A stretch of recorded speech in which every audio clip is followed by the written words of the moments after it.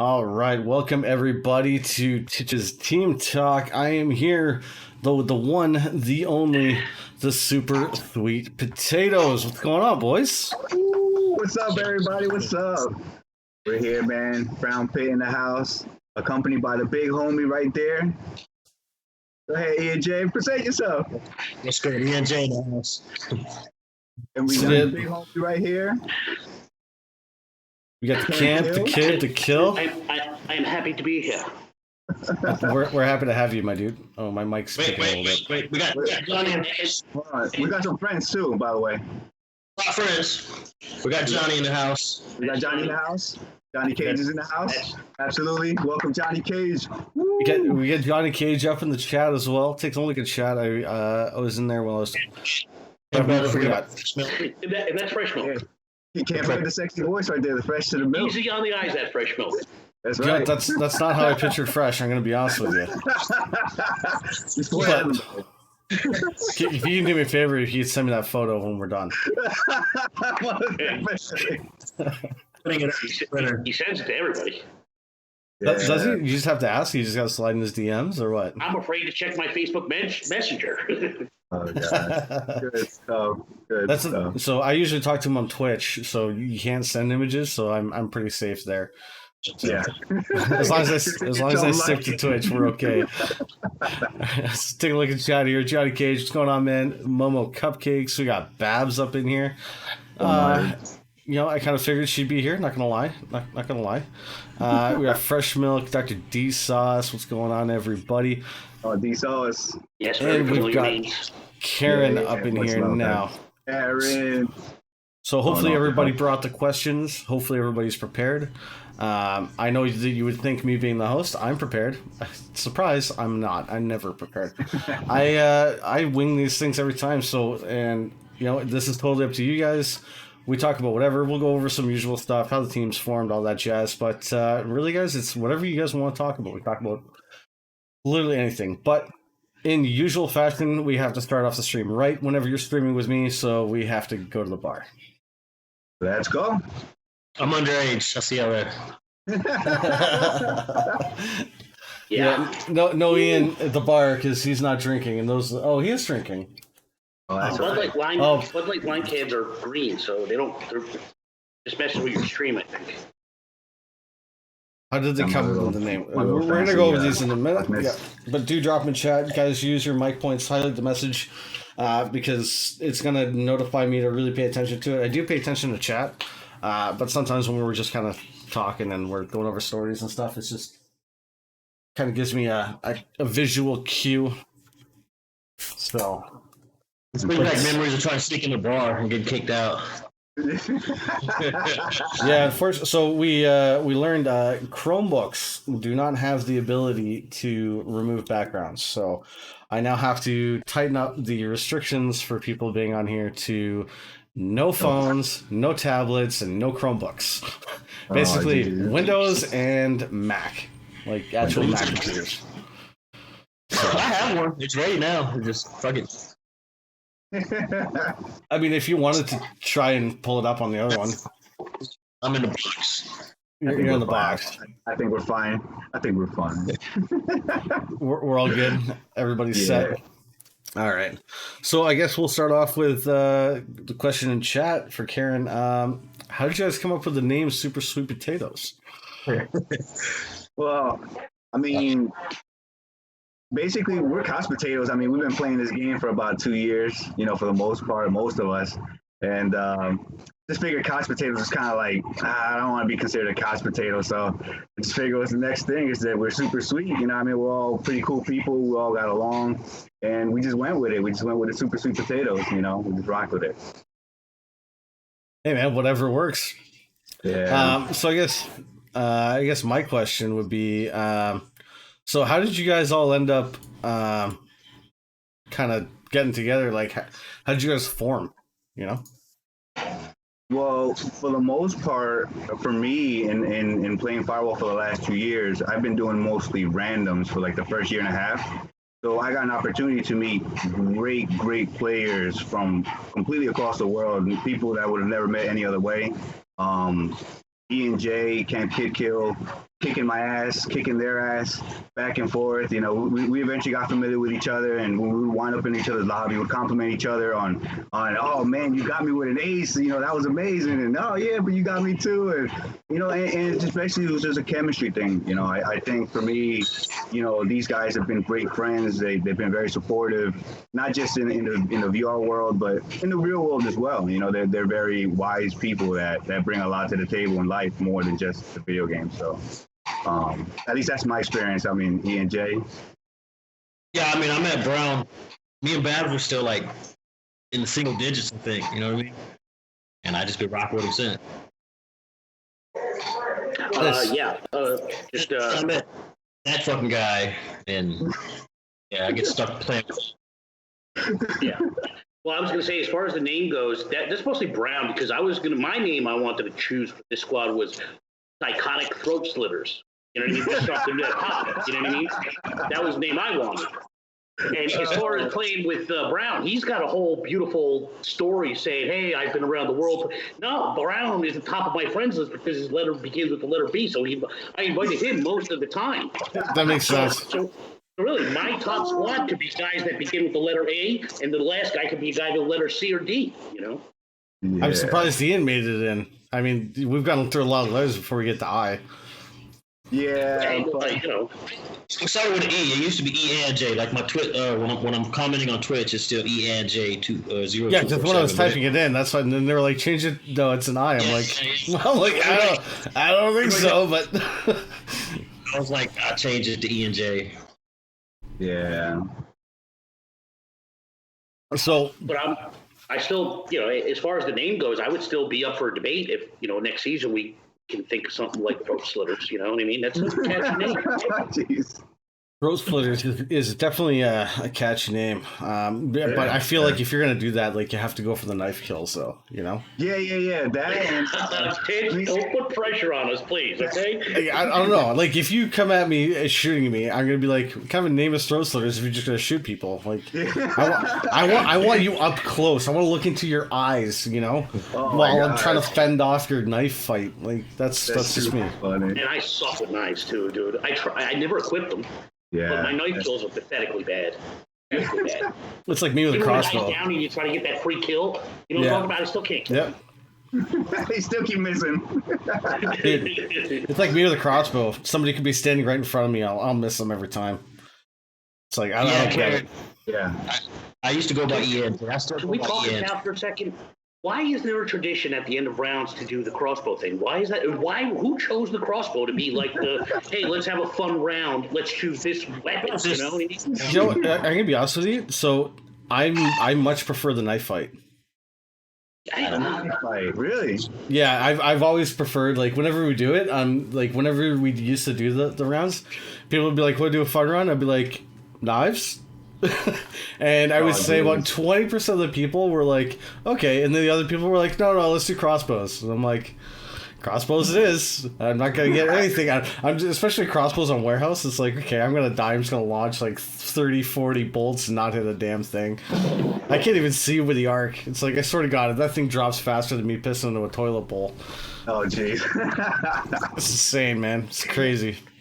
I'm not lucky with the crossbow at all. That's not my weapon of choice. I've been lucky lately, but I don't know. I think it's just that people just got the worse aim than I do. I'm not sure we lost Ian. It's okay. So Karen said, when did you decide to join the league? But I'm going to assume it was this season. Yeah, so for me this season, I felt like I was more ready. When I started playing with some of like the real like top 10 players and some of the real unknown but very strong players, I got a feel of like how I would be able to make it in a league. And if I would even be able to even join a team to be good enough to compete with them side by side. And I didn't feel comfortable enough until like after like, you know, close around the season. I felt comfortable last season, but I took a step back just to give myself a little bit more time. And then again, I wanted to take a different approach as to how to go about entering a league with, you know, a squad that never had played before. I'd rather have done that, you know, to kind of, you know, kind of bring some flavor, some a little bit different that these guys haven't had the opportunity to play league as I haven't. and still be able to shake the place up. Still create some action and. Luckily for us, we're located in the 8th seed right now. We're fighting for the qualifier, and it's been an amazing experience. It actually has elevated my game 10 times fold. I thought I was good before, but I wasn't good at all. I can see what it looks like. It's always interesting because I've had these conversations with many people about league play, and they're like, or you see them talking in like Facebook, and they're like, I destroy everyone. I'm like, sorry, who are you? Yeah, and they're they're like, meet me online. I'm like, what team do you play for? Because I've never heard of you before. I don't play in leagues. So I'm like, well, then you're not really that good. Because I don't know. Maybe you are absolutely phenomenal. But I mean, without league play, it's a real test, right? I mean, you actually have something to play for at that. I mean, randoms. I mean, it's just randoms, right? Well, I still got my old friends that I still try to play with every once in a while when I'm not practicing with these guys, and it's leaps and bounds different. You know what I mean? I mean, how many times? Like, you can't just. I mean, you can do the occasional push on the defensive rush and just go running and gunning, but I mean, you try that in league, it's gonna work out, once or twice, but. We found out it doesn't actually work. No, it doesn't. Yesterday. JC Torres did an amazing C4 on our first game on the second round yesterday. And wasn't JC. It wasn't JC. It was another guy. No, it was JC and Suave Dreams, and what he did was Suave Dreams was putting proximities on the side of the door. JC put a C4. When we all tried to rush the door together, the C4 got everybody. We were all gone in a second. It was just like a blink and the game was over. C4 and proximity just because I mean that takes away the heavy duty perk, right? Because you got the C4 and the proximity. Yeah. And heavy duty.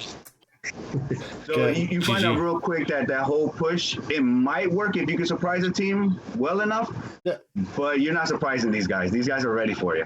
These guys, most of the players that we've been playing against, I mean, they're veteran teams. They've seen us on occasions playing as friends, in the publics. But it's right. It's the chemistry that you need to have to actually play for a team and the cohesiveness in the team within itself, like to know who's standing where without having to say so much information. It's a lot. Like, I mean, it's more chaotic than you actually expect. And the adrenaline rush is 10 times fold than it is in public, because you're nervous from the beginning, right off the bat. It's all nerves, Yeah, it definitely can get your blood pumping on some of them. There's a couple afterwards. You're just hyper pumped because it was absolutely hectic, but somehow you managed to survive, and you're like, let's go, we got this. Yeah. Oh no, these guys behind, they've helped out in many situations where, things look grim and they turned it around. Everybody gets a chance to be able to turn things around for us and pull out victories or just be the hero at the end. So Karen asks, does Camp Kid Kill talk? Now, I'm willing to bet. Correct me if I'm wrong. I don't shut the fuck up. I was gonna say, like, so I was gonna ask, like, who's the usually at one point I usually ask who's the Jesse of the team. Right away I was like, Camp. Over there. Oh, me? Over there. Way over there, like. Yeah, you can ask Babs because I think she's in chat. There's times in the lobby where it's like, all right, let's try to not talk, or it's like eggshells sometimes there, depending on how tense of a game we're in. You know what I mean? It's almost like church. You know what I mean? You're like, damn, I don't want to do that. You know what I mean? It's just like, all right, and then usually it's Babs or an ace or something that breaks the monotony, and then everything's cool. But there's times it's like, I'm keeping my mouth shut. And boy, I'll get off the headset real quick, Crow, and I'll be smoking in the back, just watching an empty lobby, Because that's a cool thing. Like, when I'm playing, my TV, I can see it everywhere, right? So I know when the lobby starts. I see the clock and everything. So I know exactly when to stay off the comms, know exactly when to go out and smoke. And so it's perfect. I have a kind of perfect setup. I wish I could have showed it to you guys here on the stream, but we got the green backgrounds. Good reason, obviously. It looks like, and that's the coolest thing, Titch. It's like I'm sitting here and I can throw something at you. I feel like I can just chuck something at you and it's gonna hit you. You gotta turn the other way. You gotta turn the other way, though. Yeah, there you go. Get over here. Right, get over here. Come over here and fight me, bud. Oh my God. I go to McDonald's and I use that Wi-Fi. Brown, hold me back. Brown, hold me back. Exactly. So Karen also says she thinks Camp Kid Kill was on America's Most Wanted last week. Oh. Is this a story? Ian's pointing at you. There's a lot of confusion. Okay, I just want to clarify. Not every bald white guy looks the same, though. Just all right, Titch. Well, fire, get some fire, pal.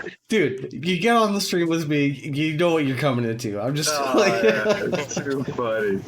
Brown. I don't know this guy.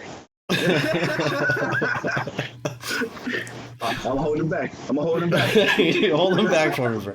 There you go. It's all good. Sorry, say it again, Ian? So I'm already in jail. You're already in jail? Is that what yeah, you're in the monitor. You're locked in the box. Jumbotron jail. The old school joints, so I could be like. You gotta find your just get your cell phone, just calling in from live on scene. When I get home, it's on. Oh, dude. Oh God. All right, what else we got here? Jesus. Toughest game you played so far, says Karen, or asks Karen. So each of you can, you guys might have different opinions on this. So first, Cam, you go. I'll finish it off. I mean, are we talking individual matches? Are we talking toughest? Like our league match. What's the toughest league match we've had? I mean, look, we left a lot on the table against El Candor's team. I just felt like I did not sleep good that night when we played. Did you get slapped around by the Gators? Gators. Yeah. Oh. Good team. They're a great team. That had nothing to do with it. I just felt like, man, we just left so many opportunities on the table. That one bothered me the most personally, but maybe somebody else got another. What about you, Ian? I think it was the Murder Kittens. Like, we had a couple opportunities to get more points. Like, I know there was one point. I think it was after I got off or something. It was down to like one to one, and then they revived everybody first. And it was a tough team. That was a real tough team. Yeah. Revive speed is incredible with some of the teams. Unbelievable. Yeah. It's insane. They just know the game so good. I mean, it's just. I thought we had them, and then we just died, all of us. Now, nothing. Sorry to carry on. I'll tell you guys after this. So carry on. Sorry. Okay. So for me, I mean, I would have to say that the very first game was the hardest for me because there was a high level of expectation that I felt we had, like entering. Being that we've been seen in public, rolling together, and we've done pretty well in public. I mean, like some people would say we decimated everybody, but that's not true. I mean, we've lost a lot. We've beat a lot of great teams, together that were really good veteran teams in public though. So, people are drinking, people are having fun, people are taking it more leisurely, not necessarily all the way crank a league. Against people that are on league play or already players. When we actually played our first game, I actually thought like when we jumped in that it was going to be so much different. Like we were going to have like a very close 6-6 style game. But once it got away from us, and it was like we didn't realize the deepness of like how these guys knew the maps, the movements, the positions, the usage of the perks. Like even that, like I was just so used to like everybody, whatever you're comfortable with, let's just run with that because that's what you're good with. But then you realize like, okay, you can't go that way anymore because you need certain strategies. Like in certain maps, you need like a C4 or in certain What was the last time like, anybody brought a C4 in public? Like it's. I mean, we will do it in the occasion of just practicing our strategy or something. Practice with C4. Yeah, we're just kind of just giving it a trial, see how it could be broken or if it's actually successful in a public match. But in once you enter the league match, I mean, it's a Hail Mary at times because you don't know at that moment if it's really going to work for your team, your strategy that you just picked to go forward. Because there are many strategies to approach certain situations. And it really varies on the strength of your team, like your shooters, the ability to revive quick enough, the response time as to how quick are you to be able to move in a certain position to know that's your new cover point. We lost a man or something like that. And these veteran teams, they have that so well packed, and it was demonstrated to us very quickly in the first match. Like we knew like right away, we have to start practicing like real strategies. We have to get down into like the nitty gritty and go into every map and dissect it, like where the jammers can go, the distances. I mean, we went really deep as a team together to come up with our strategies. You know, some of them failed just by mischance, just unfortunate lucks. Yeah. And some of them have been very successful. I mean, we've kept them going, and they just kind of held us on with the points. And like I said, it's landed us 8th spot. So I don't think for a beginning team, we've done pretty bad at all. I think we've been able to compete, you know, enough to stay alive, you know. See, that was like when we joined, when we played for the seasons, we had always said like our motto was scrub or be scrubbed, and we won't be first, but we won't be last. As long as we're not like, we know we won't be first, but we know we won't be last. And as long as we end in the middle of the pack, and we were okay with that. I mean, there's absolutely nothing wrong with it. I mean, dude, if you're fighting in the playoffs, we missed I think it was second season North American Firewall League. We missed playoffs by 1 map. Wow. Which, funnily enough, the very first game we played, I was too drunk to see my sights, but I like to pick on Jesse, and this is one of those Jesse moments where during the beginning of the map, I said to him, I looked over, and when the firewalls were revealed, and he was right by one, and I said, Jesse, hit the firewall. He didn't, and then we got into this gunfight. People were dying, grenades were blowing up. At the end, it was just me. I was the only person left, and I went to the laptop thinking that Jesse got the firewall. I get there, and nope. So I had to try to run, and I ran out of time. And so the end of the season hits, right? It's like, Jesse, we missed it by 1 map. I'm like, do you remember that time I told you to? It hurts, you know. It does hurt because there's the Monday night quarterbacking of the whole game is probably the most painful part. When you have to go back and you rewatch and you see like the possibilities that you actually had, like you could have said like turn left rather than right, you know, or made a hard push at the right moment, like just seconds earlier when the guy wasn't looking at that door, or something like that. Like you realize certain things, but you know, it's hard to beat yourself up at the end. Like for us, I think as a new team, we were just focused on entering the tournament. It's just making it to the playoffs. That's our ultimate goal, is making it there. But we didn't expect to be number 1 at all. Like we knew that we were going to have to fight very hard to even place anywhere near even the middle area. So, you know, we came in and, you know, like I said, we were able to stir some games up. Some games were a lot tighter, and some games were just unfortunate we didn't win. It was just like missing the jammer, something very simple that took us out of you know, being at least a little bit higher in points. But you know, honestly, there's nothing that you can really take back. We give it our all when we're there, and you know, we live and die by the sword. You know, we just got to win. You know, if we can't win, then they deserve to win. You know. So there's this is going to kind of feed into we'll get to Momo's question in a second, but this is going to kind of feed into Karen's one about will there be a Sweet Potatoes team next season in the league. So we just discussed about your toughest game against, now word is, now no confirmations here, but I don't know if you looked at the Discord, but Vong might be coming back. I don't know if you know who Vong is. Yeah, I know. He's a monster. We know that. You know the chicken creme brulee soup? Yeah. The cafe. Very tough team. The cafe creme brulee soup. Yeah, they might be coming back. So maybe think about that before you sign up for next season. Nah, we'll be all right. Honestly, like I said, it's a growing thing between the teams. You know, every team eventually keeps on growing as the members keep practicing. We get better. We see different things. Our approach is going to start to change. Hopefully, next season we'll actually be coming in with a lot more of a competitive edge with now an experience behind us.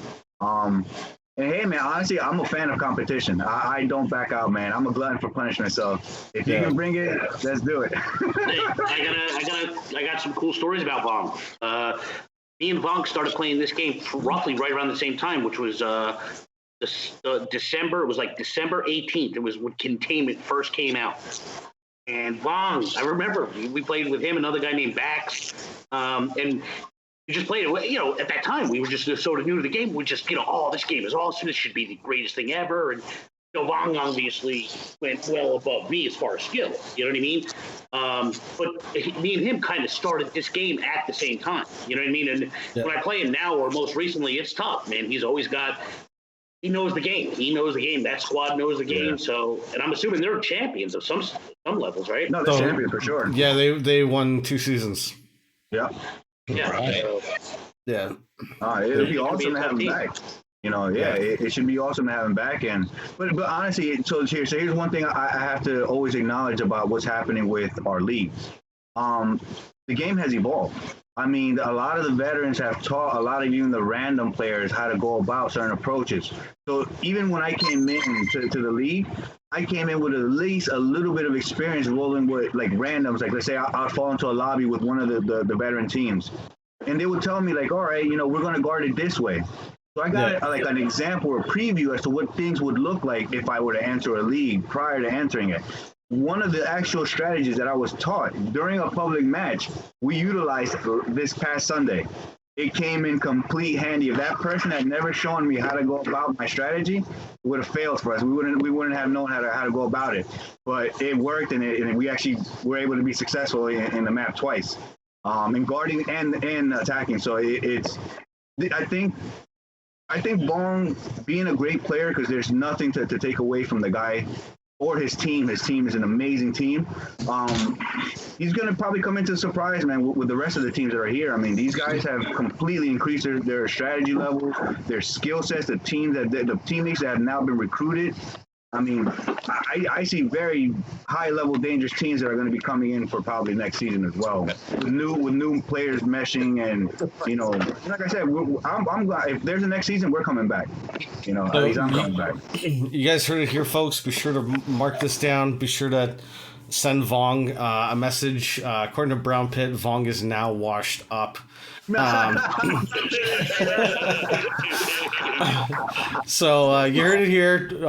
Sorry, Cafe Con Chicken Brulee, but you're all washed up has-beens. Good luck. No. But honestly, expect the challenge, man. Expect the challenge. Everybody's gonna really compete for that win, man. Believe me. Yeah. Can I add to that if you don't mind? Do it. You can. Yeah.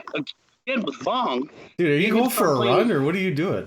I'm coming over there right now. You look like a fucking TikToker right now. What the fuck? Yeah, actually, because of smoking, I'm not allowed to smoke in my house. Florida rules.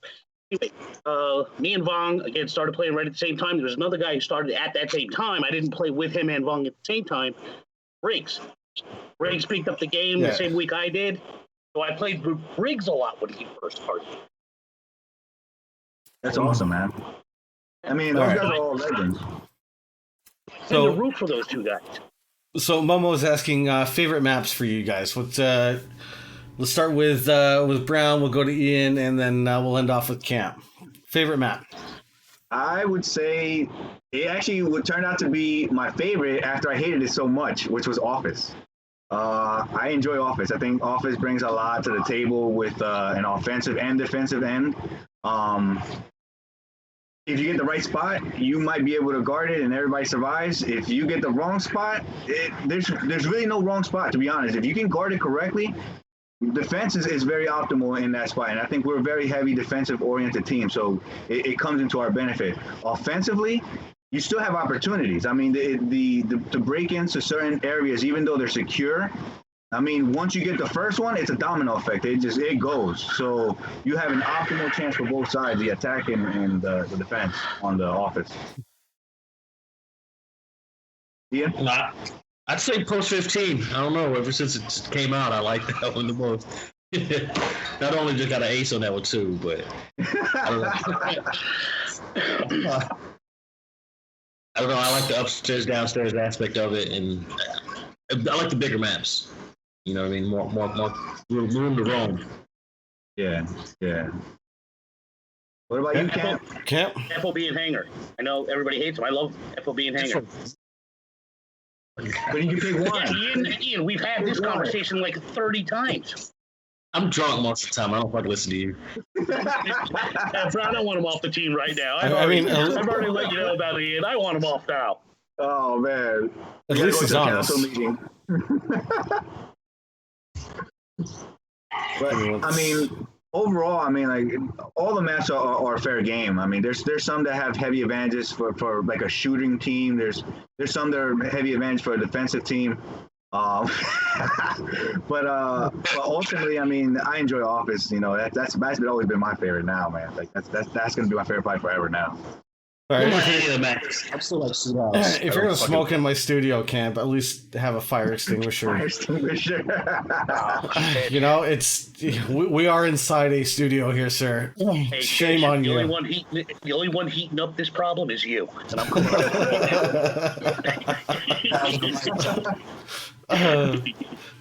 too funny.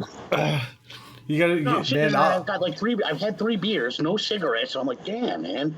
Yeah, I'm moving out of your way a little bit. To cigarettes. There you go. Cigarettes are bad. Cigarettes. If I can go back in life, not pick one problem, I do all kinds of stuff. I'm not going to get into details, but cigarettes are the one thing I would say I fucking regret doing. Yeah, as a smoker, dude, I get it. Dude, the camera landed. We were sitting on that waiting screen. I told you guys I went to go get drinks. I lied, man. I was inside having a smoke. I don't. Trust me. You don't have to apologize, man. I fucking hate cigarettes, man. But I'm addicted. I mean, it took me half an hour to figure you guys out getting green screens. I mean, after that, everybody wants to smoke after that. You know what I mean? No, don't blame me and Brown. We were here and we were ready. All right, let's see what else we got. I got lucky. It actually worked out on my computer. Yeah, you know, it's actually not so bad. I mean, it works pretty well. It's very easy. You know, it's limitations of hardware. I mean, it's something we can control. But hey, man, you're up on the big screen. At least that's, you know, you can say, you know, Camp is stuck over there like he's got COVID and he's social distancing. But you, sir. So Karen asked, one teammate you know is going to revive you. So now this kind of ties into what was going to be my next question. So if you guys had to rate, like, who is going to be like your shooter, who is going to be your comms guy, who is going to be your revive support guy? I can't go first. Go ahead, Camp. Well, I was going to say Babs, and if Babs be our number 1 reviver, then me number 2. And it's probably you. I like having a support role, but lately I've been having to play, you know, kind of like this. Hey, grab this, and we're doing things very structured now. I'll just leave it at that. You know what I mean? We're doing things very structured. So I kind of has a role. But if you're talking about who's the best reviver, Babs. Who's the best point of contact, Brown. Who's probably the best info? I would actually put Johnny and Fresh in there for like good guys to be right behind Brown. You know what I mean? Guys, so Brown likes having people behind him. Brown needs people behind him, man, because he needs his guys behind him. He's usually going to down the first 1 or 2 guys. Brown's the point. So, all right. So I guess what would be like your guys' individual strengths? Let's start with Ian. I'm the guy. I'm the last one in. And so I got to clean up and try not to die. The janitor. Got it. Yeah. Okay. Clean up on aisle 4. Yeah. All right, Brown. What's your strength? Honestly, just dying. I'm good at dying. We started taking stats, and I die quite a lot. So I think being a bait is pretty much my skill. So do you guys keep track of all your stats? We started keeping track, but it's not like we're looking to see like who's doing better than who. Nothing like that. That's not what the stats are Babs, for. if you have those, could you send those to me? Yeah, Babs. Yeah, if you can, Babs. We started keeping certain stats like in regard for our own personal improvements. So like if we go back and restudy our film and realize like, okay, this comm was given, and let's say the maneuver wasn't brought out to expectation because the comms were given, but because of shooting or sound effects, they might have been missed, and the person made a wrong turn.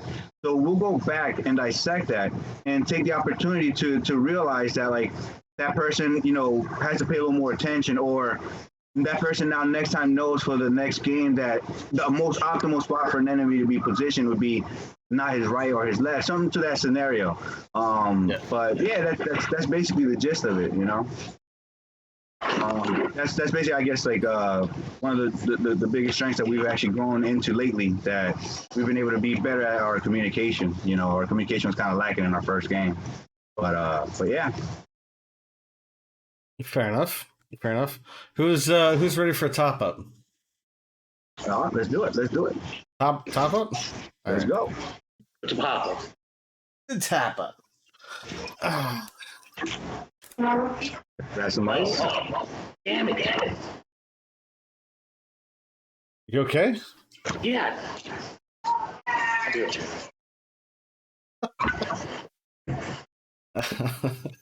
Oh man. What a group of what the fuck? Okay, you get. Honestly, I would say that one of the greatest experiences that I'm having right now in this league is that the grand majority of the people that are playing have been my friends for like about a year.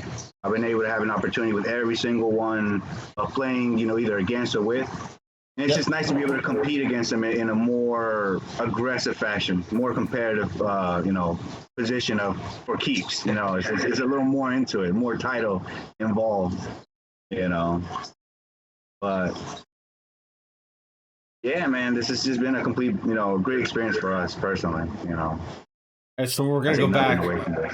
When we go back to the desk here, one of us had a wardrobe change, and it wasn't me. Well.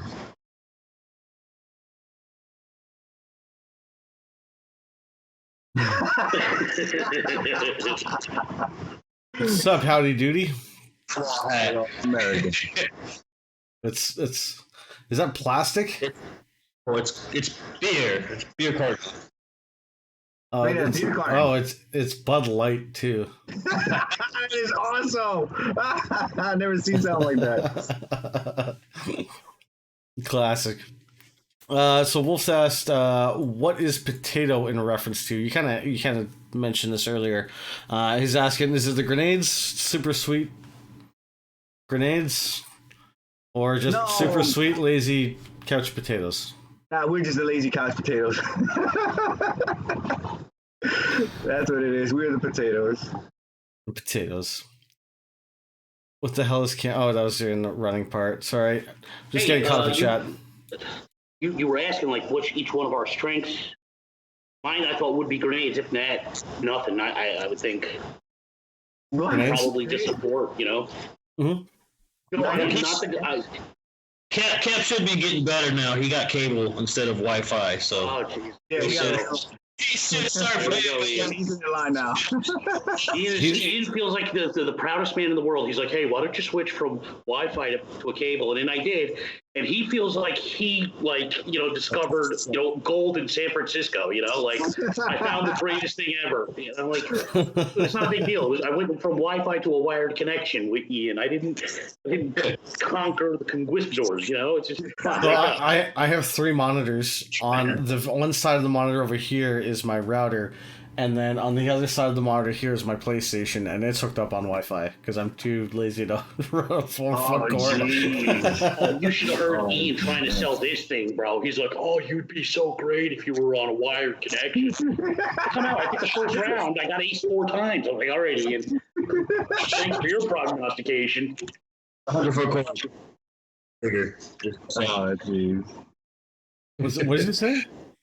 100-foot Ethernet cord from router all the way to my room. Yeah, I ran 100-foot cord. That was his original idea. He was like, yeah, run it from room to room. I'm like, no, I'm not going to have a cable running from my office to my kitchen. That's not going down. You just gotta run duct tape down it. That's right. Duct tape it down. Safety first. Your wife asks, "What's that?" You tell her, man. It's my important. wife is so particular, dude. If she saw a wire coming out of the room, she's in the other room, so you keep it quiet. Oh. You know how you get around that? I got a trick for you. When you do it, she says, "What's this?" And you be like, "Honey, I'm making you something. You can't see it though." Suddenly, she's excited, and she leaves the wire alone. Well, my wife is a little different. She's gonna already know the answer, but ask the question anyway. You know what I mean? But, She's a smart one. What's that cable doing there? And I'm gonna say, I haven't. I want to do something special for you. Oh, you're not playing PlayStation 4 connected to a wired connection, no? No. You say you're making something, but you have to follow through with it, though. You gotta follow through. Yeah. You tell her later. Yeah, you tell her you're making something, but the trick is you have to actually buy something and just like make it look like you made it. You know what I mean? Just to kind of sell the effect. It's all about the details, man. If you don't follow all the way through on the details and sell the effect. Yeah. So good. Some 10W30 motor oil, sweetie. I love you. Write her name on the cable. I bought you a can of WD. What's this for? It's for you to grease the door hinges because when you go to bed, it's really annoying the guys on the microphone. Oh God! Do me a favor and just put a couple of squirts on that for me. All right, we got here. So Karen asked, how often do you guys practice together? We do it about like 3 to 4 times a week. Yeah, 3 to 4 times a week. Yeah. That's not bad. Yeah, that's it, and it's really because of work conflict, our hours and stuff like that. We got our own personal lives that we got to attend to. So, we dedicate as much time as we can with each other, and we figured that after a certain amount of time with experience and stuff, it'll die down and diminish to some minimal, like once or twice a week. But for the most part, we play for fun. I mean, when we go for Publix, we just kind of just hang around. We don't really go really hard on each other at all. I probably am the roughest one on everybody, like, just kind of just being like constructive criticism. Nah. But I do it with a lot of love. I'm like the big brother that just likes to like knuckle up on the little brother. You know what I mean? But, that was a little communist, if you ask me. But I mean, sometimes. Yeah, sometimes. What's going on, Revy? This is to say, so we only used to practice like once a week, and then so between the seasons of Pro League, whatever season was that we joined Pro League, that ended. We didn't really plan on playing another season, and then registration opened up, and the two of the guys wanted to, so all right, well, we'll do it. So we signed up. So we hadn't played in like a month together, right? Right. We log in. The very first game we landed, talking about people like Vong and them, the very first game I get on after not playing for like a month is Jenslu, Lunny, and Pedro Ruffy. And I don't know if you know those three, but oh my god, dude. I messaged them. I was like, thank you for the welcome back. I haven't played in a month and I come back to you fuckers. Like, fucking way to ruin my fucking evening. Oh no. And the worst part is like I'm not out of you immediately. And we're not the ones that eventually it's usually not me, but usually eventually after like an hour or so the guys are like, okay, I'm not getting any more of this. I'm done. Let's find another lobby or I'm getting off, right?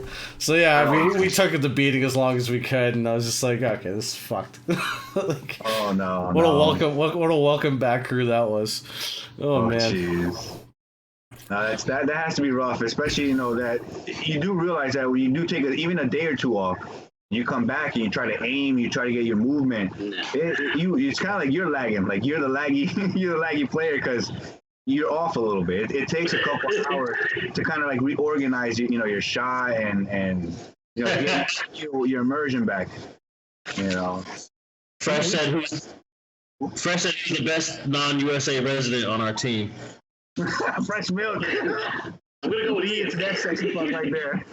So Babs has also asked, who is the best girl on your team? If I can go ahead, if I can go ahead and best answer girl this on one, our team. Best girl, I would have to go Johnny Cage all the way. dude. I was literally gonna say that. That's exactly what I was gonna say, man. So I was like, let me answer this one. Oh man, Johnny, come on. Come on, we know the answer to that, Babs. Babs asked the question, I'm assuming. Right? Typical woman, now always Johnny's fishing gonna for be like, compliments. Am I right? Yeah, now Johnny's gonna be like, oh, between every joke, there's some hidden meaning. And I'm like, no, Johnny, it was just the easiest way to kick a joke at you, man, you know? Johnny, I'm sorry, but that was funny, I thought. Me personally. Nah, that guy's awesome, man. And like I said, if you didn't take the shot, I definitely was. He was gonna get it either way. Oh man, nah, the guy's a great sport. I mean, he's a guy that brings a lot of energy. He's like a supernova, you know. You get too close, you might get sunburned. You gotta. The guy is good, man. He's a great shot. He's somebody we're saving for something real special.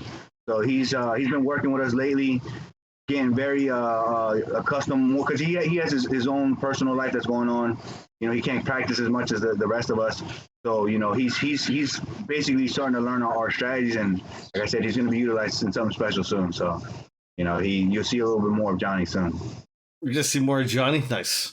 Right. So I guess my questions now is there any kind of inside jokes or names, or who's the resident punching bag, that kind of thing? Well, for me, it's Ian. I've always had fun with Ian since I joined the team. He's got a great sense of humor, so it's always going to be, if I say something to him or make a joke to him, he's always got one right back at me. So Ian's my favorite punching bag.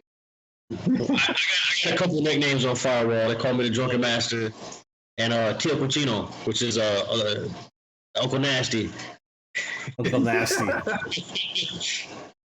I mean, I don't really call anybody by any nicknames. I mean, I call them by their names. So, you know, I'll say Fresh or Ian or, you know, Camp, but nothing really like. I don't know. I'm not really that kind of a jokey person. So you want to know my issue with you, Mr. Boston Pizza? Okay. You really make me question myself, okay? You are too nice of a person, and it bothers me. Okay, so here's the reality, right? So there's a fine line in nature, you know what I mean? Like there's a yin and yang. So, you know, I'm a nice guy, but I mean, people see me kind of turn the other leaf, you know what I mean? They seen the underside, so it's not always what you think, you know. And I like to just be nice, because I just think generally it's a game. Like, there's no reason to even be toxic in the game. Like, you have to be nice to everybody. Yeah. You know, if there's as a matter of fact, there's too many beautiful people in this community for me not to even be nice at all. Like, it's hard to actually be mean to anybody.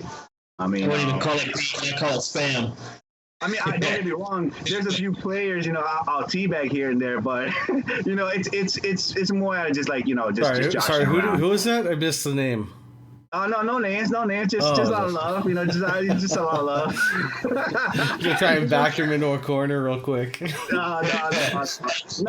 See, like, the thing is, like, I'm not a really grudgeful person, you know what I mean? Like, I let things go pretty easily, you know. There's real life problems in the world, in the big spectrum of life, like. I'm gonna call bullshit right there, Brown. No offense. If we lose a round, you want fucking immediate redemptions, dude. Yeah, I don't blame you, because I'm usually right there with you, you know, so no, I'm not letting him get away with that one.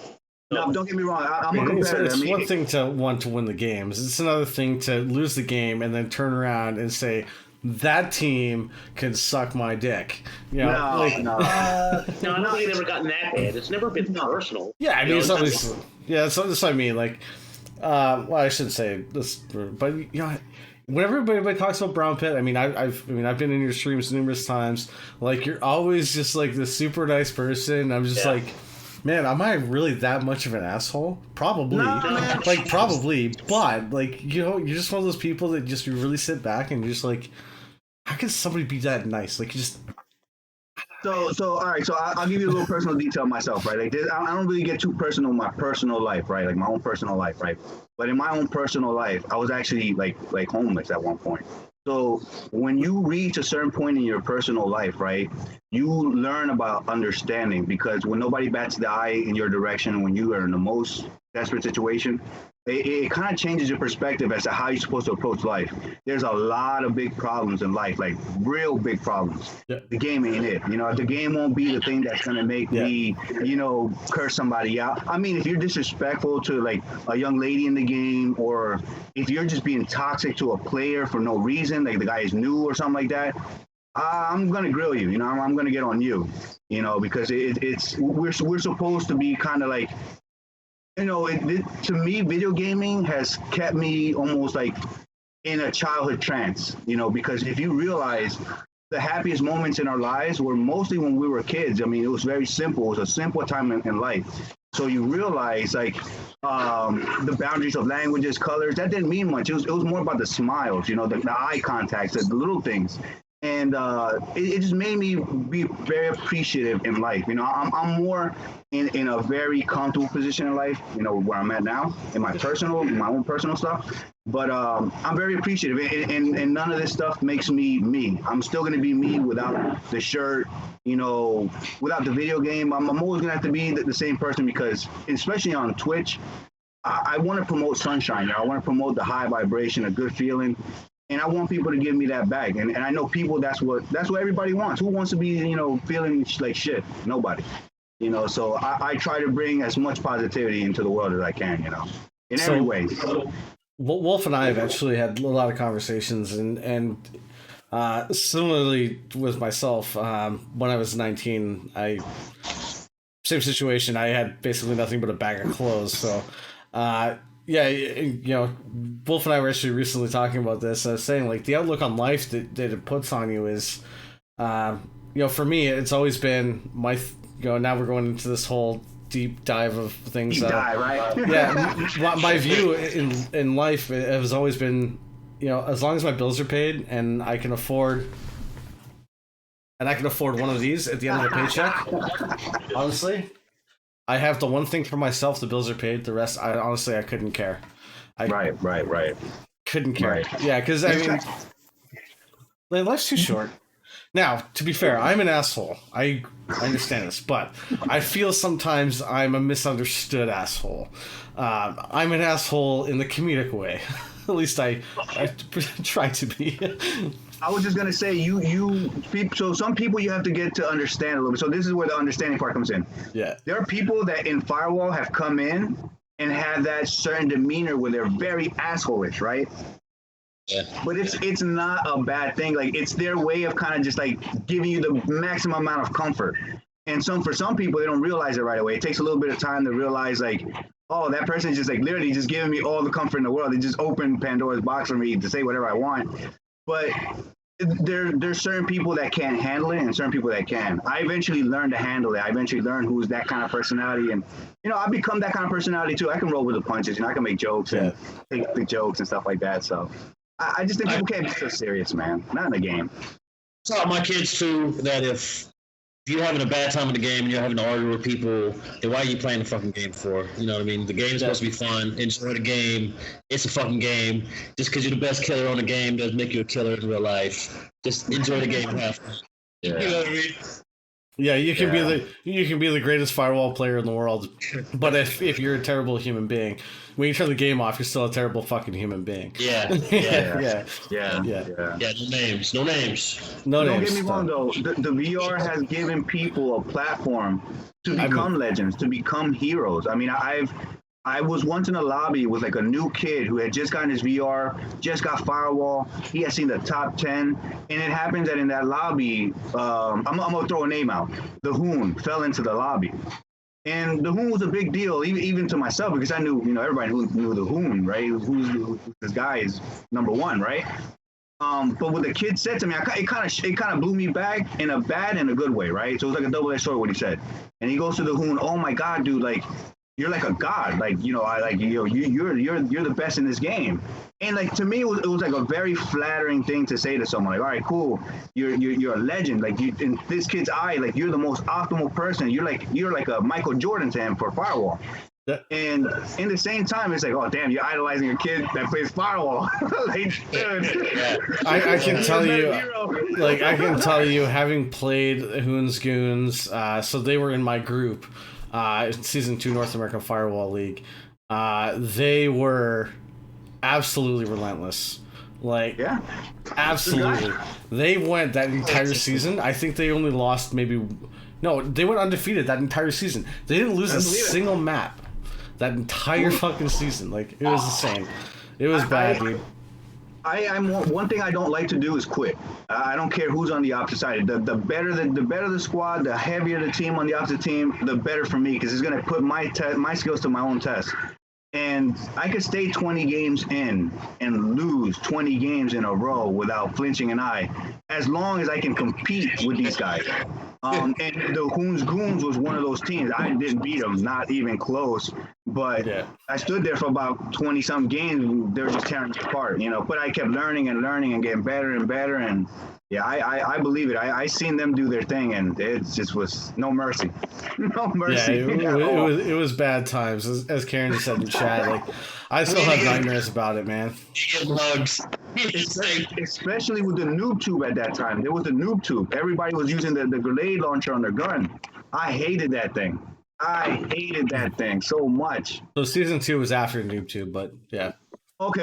True. So when North American Firewall season started, when it started, it was after the noob tube thing. So that one wasn't really a league play thing, thankfully. Okay. But yeah, I do remember those days. I just remember they would hit the corner and gone. Everybody's gone. Like, oh my god, that was just terrible. Bad times. Yeah. Revlox Prump is a true retired Skippy. Oh god. I can answer that. Let me answer that. All right, so with Skippy, man, I got nothing but love for the guy. To be quite honest, man, I really hope he's doing okay. That's my honest answer. You know, I'm not a person to be fake. He claims that I'm fake or something like that, but I don't know. I think the guy just, you know, he kind of latched on to me for some reason. We were friends, to be quite honest with everybody. I'll just put that out there. We were friends. Don't really know why he disliked me. I think it would be fake in the same way that I was jokingly saying, like, nobody can be that nice. Yeah, but I'm not gonna pretend either. I mean, when it came down to it, and I had to really talk to him. I mean, you know, I told him really what the business was, and he didn't seem to really understand what it was like. So when he called me out in the captain's chat for a one-on-one, you know, I can't be put in a position where I'm not gonna defend myself. You know, I'm that's not me. So I was like, fuck it, I entertain you. You know, why not? You know, well, let's see. Even if I lost, it didn't matter. We both lost for doing it. You know, it was embarrassing for both of us. So. By the way, when things like that happen, you need to let me know, because I am more than happy to cast. I love like people's pity spats, because I'm the same way. I'm like, it's a fucking game, boys. Like, grow up. Like, as you said, as far as in my eyes, like, you people fight amongst each other over a video game and who's better. You both lost. Like, we both lost. That's serious. But please let me know, because I'm more than happy to cast it, because it is a field day for me, sir. A field day. I will tell you that was probably the second or close to it must have been the second or third highest stream I had. I had never had so much attention coming to my stream until that day. There was a lot of attention, and honestly, it wasn't the kind of light I wanted to show people myself, but at least you got to see me in my honest light. I mean, you want to throw yourself in the fire, go ahead. You know what I mean? It's your choice. But for the most part, I don't really like being like that. You know, I like really just promoting, you know, a lot of positivity. So, you know, like I said, I really hope he's doing okay. And I hope he comes back. I hope he comes back and play. I really expected him to play his game that he actually mentioned he was over the end, but, you know, they had to change the plans. So. Cam, give me some love, goddammit. What? Give me some love. He's giving his hand up to you. Here. Come on, buddy. Oh, wait. High fives. High fives, everybody. But yeah, man. Nonetheless, man, shout out to Skippy, man. Hopefully he's doing good. Seriously. Oh, by the way, I was as far as Skippy, I was already on the team after I only hear what happened with that. I can't give you any firsthand knowledge on it. I mean, I caught backlash off of it. I don't even know the guy, but I look like an hour.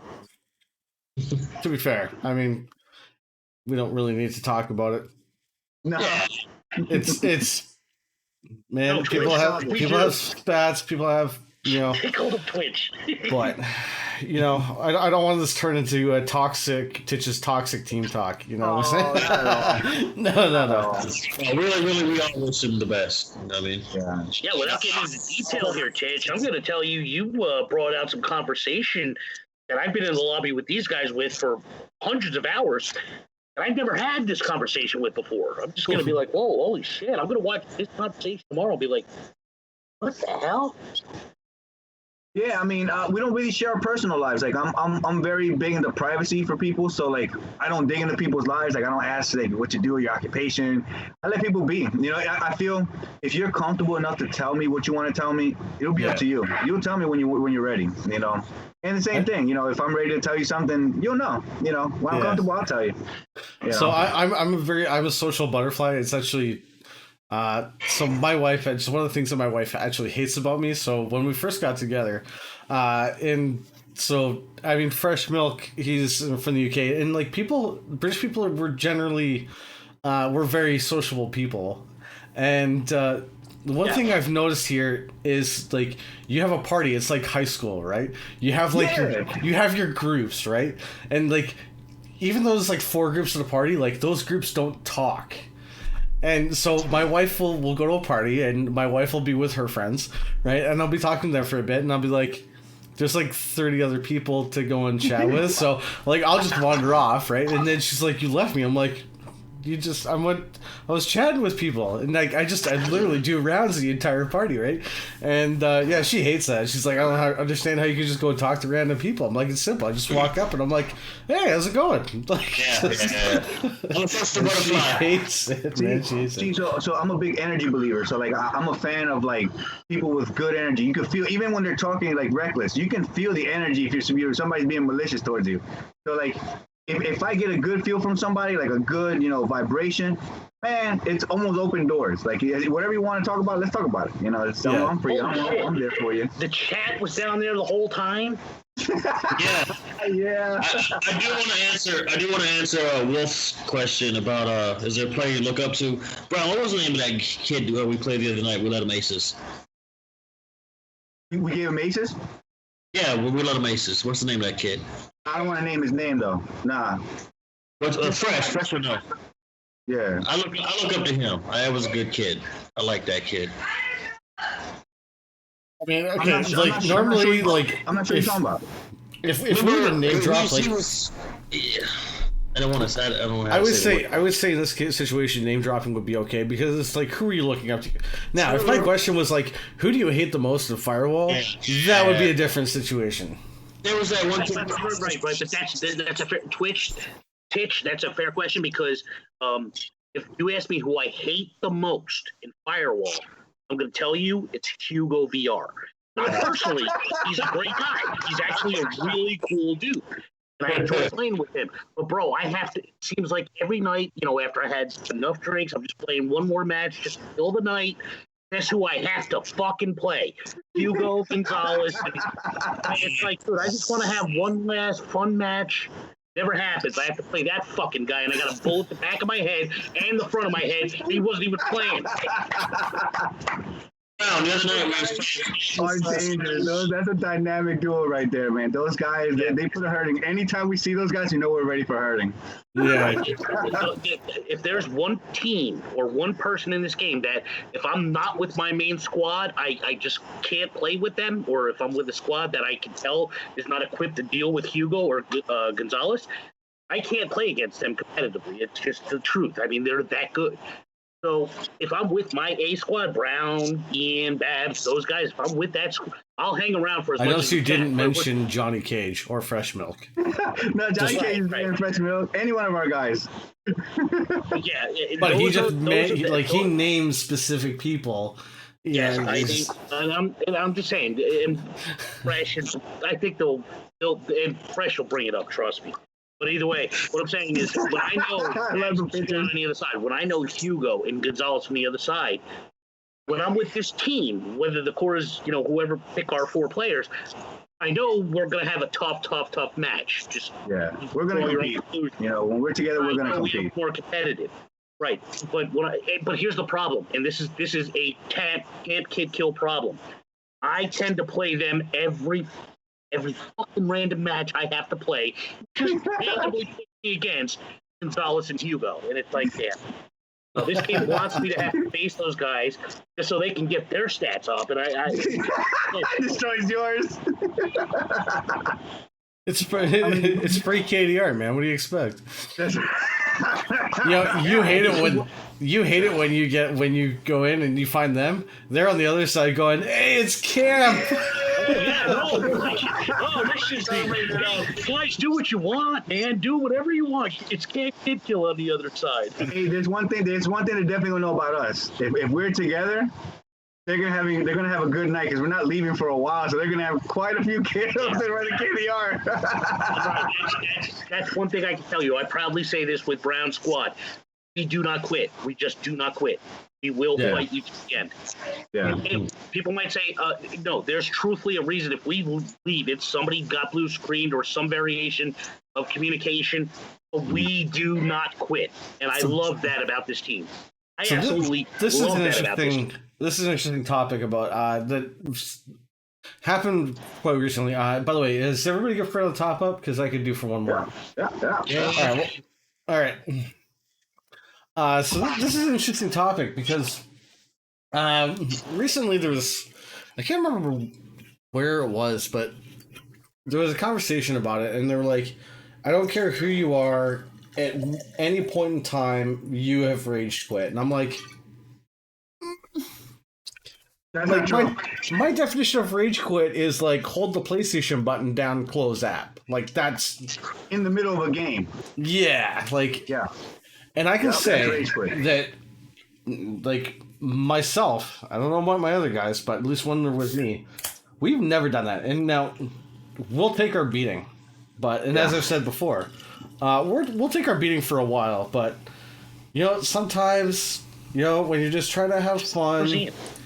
And Ian's not on here because he doesn't have the green screen. I don't have a monitor in the bar. Yeah, I don't have the monitor in the bar, so. All right. I'm drinking anyway. Yeah, he's drinking, but there's another scene he's not at either. Hold on. Oh, I was enjoying it without Ian. Yeah. I like when camp leaves too. So Donnie Ravis is I don't know what's happening with camp at the back there, but you guys are gonna keep me warm over here, man. Look at this thing, man. Yeah. Holy shit. In the pool. Because of smoking, I have this weird hole. I'm bringing my laptop in and out between the house, man, because I'm drinking inside, but I'm smoking outside. I feel like I'm at a New York City bar. Arm floaties.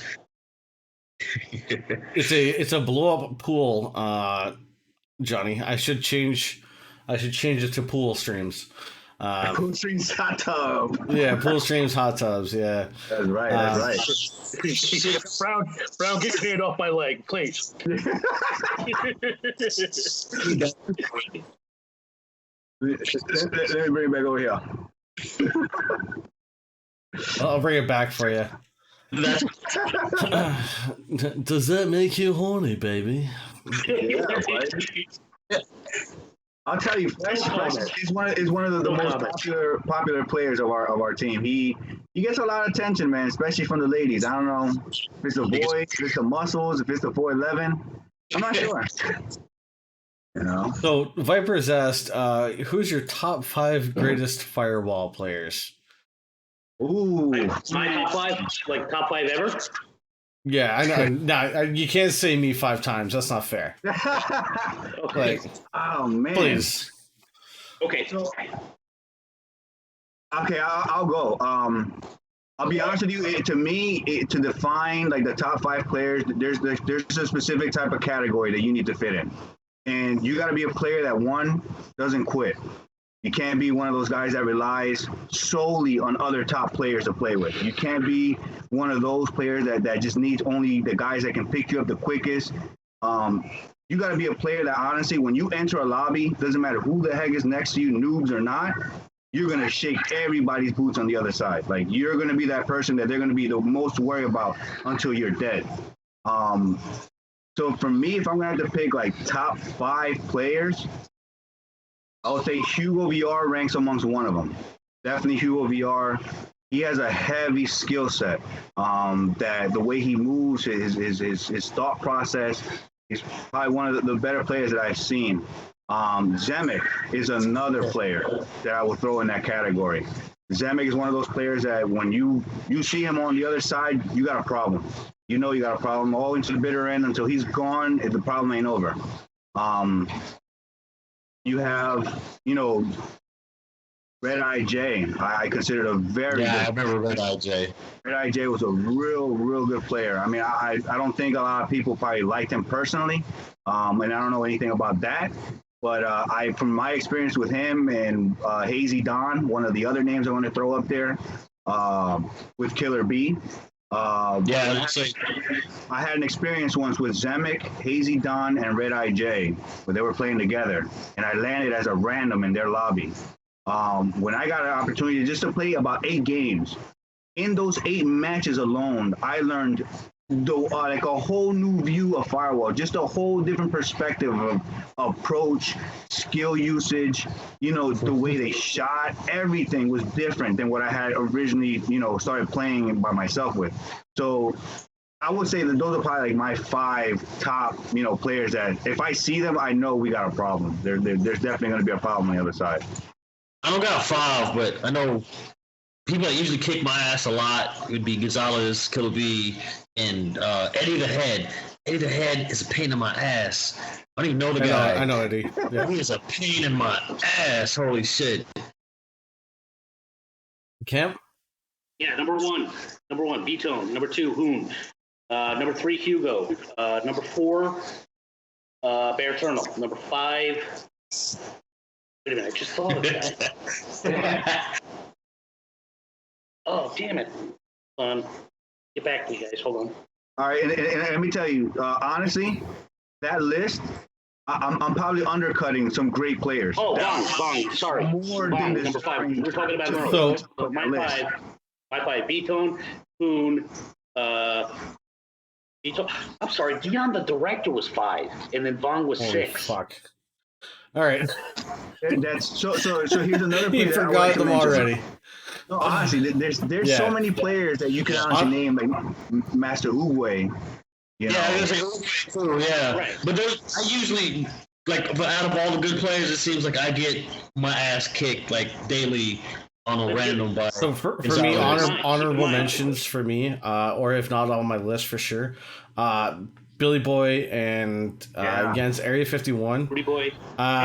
Say what you want about Briggs and Lindsay, but I know a lot of you guys wouldn't pay attention to the EU side of Pro League, but they changed up the way they do the season this year. They're doing groups and they're big playoffs. 12 gauge is it's Briggs, Lindsay, I think Range 2 Patterson's on there, and I can't think of who else, but top of the group. Like, so say what you want about those guys. People can say that they're trashing, but I mean their numbers speak for themselves. Yeah. I'm looking at Frosty, Zemek, Arpop, Vong, Hugo, and they're all great players. It's just Frosty. I'm against Frosty Boy was hard, man. Yeah. Me personally, I'm never in their lobbies, and so I'm just going by with what. Well, I mean, they don't play anymore. Yeah, like Frosty now. Right. Yeah, but I mean, I've played them back in the day, and oh yeah, it was some rough lobbies, man. Let me tell you. Yeah, I mean, but then you also have like teams that people that can actually work together, real good team players. That's what I said. Like pretty much Area 51. Like Area 51. I mean, but then you also you can look at the Spanish league as well. You got the Black Mamba, which they just lost to Tommy Weezy's team of Blue Screen. Those are incredible players. I mean, we've gotten a good opportunity to play with both teams competitively, just between us on a private. And I mean, we were able to compete very well with both teams. But I mean, North America also has like incredible teams. I mean, as our record shows right now, it proves. I mean, I think we are a good squad as our super sweet potato squad. But some of these teams, man, they just show, man, just clear So out. here's superiority. a good question for you guys then. Who would you say is dominant, NA or EU? Ooh, I guess I got a political. Look, I think there's guys in Britain right now. The guy Lions, he's got 70 million points, dude. I play this game a lot, and I have 12 million XP. Right? Dude, this guy almost has to play. I mean, this guy can't sleep to get those kind of numbers. Right? Am I right? Just 70 million XP? I mean, he's been playing since. I mean, you know, say what you want, dude. I don't know when you got the game.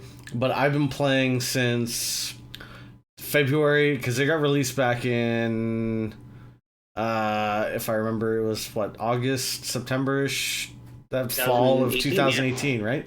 So I got it in February of 2019, and I don't want to say what my XP is because it's abysmal compared to everybody else's. But I mean, I'm a decent player. So you're at 12 million. You're 12. Yeah.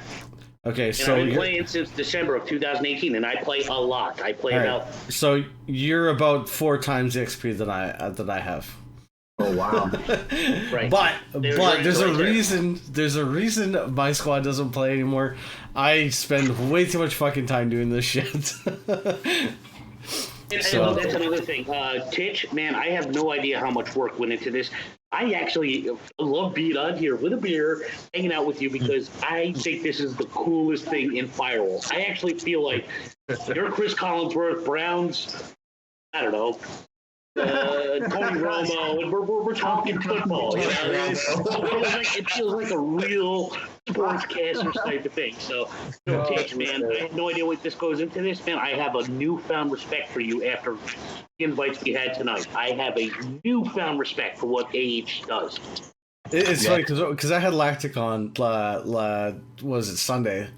We had Lactic on. So he saw a little bit more stuff, as far as, because I was kind of going through like the team scenes and whatnot. So he saw a little bit more of like the actual running during game time stuff, and he's the same thing. He's like, dude, he goes, I wouldn't have imagined that was involved in everything, but like I mean, from what you guys saw, I mean, I was just putting people in places, just making the corrections to everything. But yeah, it's always fun to see people to get the back end of things, because one of the things that we used to struggle with, and I really like having people see the behind the scenes stuff. It's really cool. We got an echo. It truly is impressive what you do. We got somebody's. Okay, I think it's fixed now. But yeah, it's one of those things where it's not just like a click button go live, and like that was something that we used to struggle with a lot. Where people used to message us and be like, "We have a game in like 15 minutes." I'm like, "Good luck."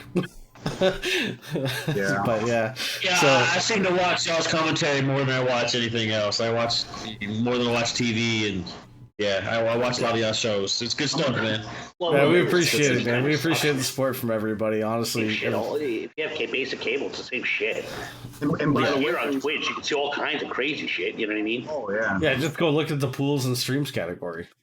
Or the pools and hot tubs category. Hot tub.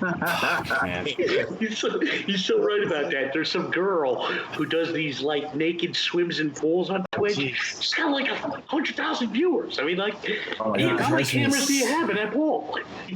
I actually. But see, you can't get this on her stream. Maybe I need to get Johnny Cage up in here. Right. Maybe that's what I need to do. Johnny, hit me up if you want to guest host. We'll have to go look through the TOS. You might have to wear a bathing suit, and I'll just... Dude, that's it. Okay, I've got it. Yo, picture this, okay? We go live. It's me and Wolf, right? And then, like, do you guys remember the Guys Show with, like, Jimmy Kimmel? Yeah. Exactly, right? So, and then we can just be, like, between the rounds and stuff, we can just be, like, let's head over and take a look at... Our Johnny Cage, and then we can have him fucking fucking just fucking rolling it. Honestly, if you know, we're actually joining the World Championship leagues, so we're actually going to be involved in that soon. That's going to be starting up pretty soon as well. So if any of the teams, you know, looking to really compete, you want to really show what you got.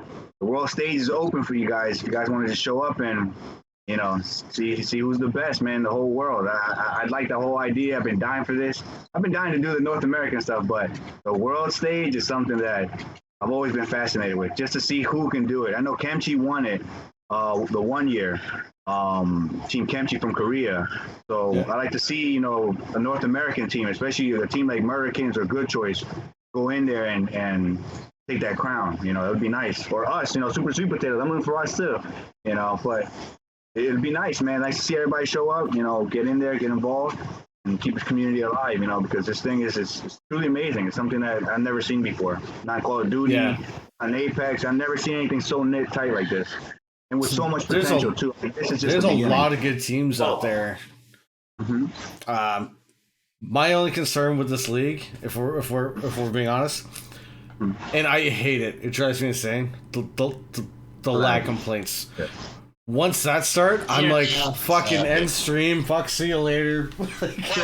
So there are things that we have discussed between the admins and the people that are approaching that issue specifically. Yeah. And the things that we've considered is like, so an example, we got to play the Japanese team, right? Which was like, I think Kaseki, Siloberry, and some other players from the Japanese team. Yeah, I know them. No lag. Zero lag. Like, it was zero lag. They generally just kicked our ass for about 15 games straight. Yeah. But it was no lag. So I think it's varying on the person. Just kind of like in the United States, we have people that have great internet service and people that have real shitty internet service. But what we did was we encouraged the teams to have 2 specifically dedicated host members that know that is their optimal connection. So we won't have this issue. We're going to try to prevent it as much as we can. It will be there, but it should be cut minimal. It shouldn't be like a picture book flashing in your eyes. It should be a lot better. If speed test minimum, you know what I mean? Then there should be no issues. Well, that's between the teams. So, like an example, as a team captain, I wouldn't want a laggy player on my team to host because it affects me because I have a good service. So my team would want the best service to be put up so that we can play at our most optimal level. I think that would be the same thing to say fairly for everybody who's competing. No. Are you saying Camp is laggy or he has a good connection? Because he was using a Wi-Fi. I was actually going to answer back to what my boy Brown was saying, and actually make a prognostication. Brown, I understand your dreams to play against these international squads. That's not in this generation. I tend to think PSVR 2, and I tend to think Firewall 2 will be a launch title for the PSVR 2. I think you're dreaming, man. I could be dreaming. We're looking to hopefully encourage that. I mean, this honestly is a very special game. There's not, from what I understand about how these things work, we don't have dedicated servers. We have this host migration thing, right? Right. It doesn't work internationally. Well, we don't even have host migration because host migration, if the host were to leave, then the team it would be migrated to somebody else. But there is it's just straight up P2P connection. So whoever is hosting, if they F off, everybody's screwed. But so we could be playing on the original Halo servers, basically, is what it comes down to. Right? Dude, actually, back in the original days of Halo, I believe there was an app. They used to be able to plug your Xbox into. It was like the earliest version of Xbox Connect, but it was free, and it was like the way of getting around Xbox Live servers. If anybody remembers what I'm talking about, please drop it in chat. But you could make a server, and it was like free, and like it would like everybody could join into it.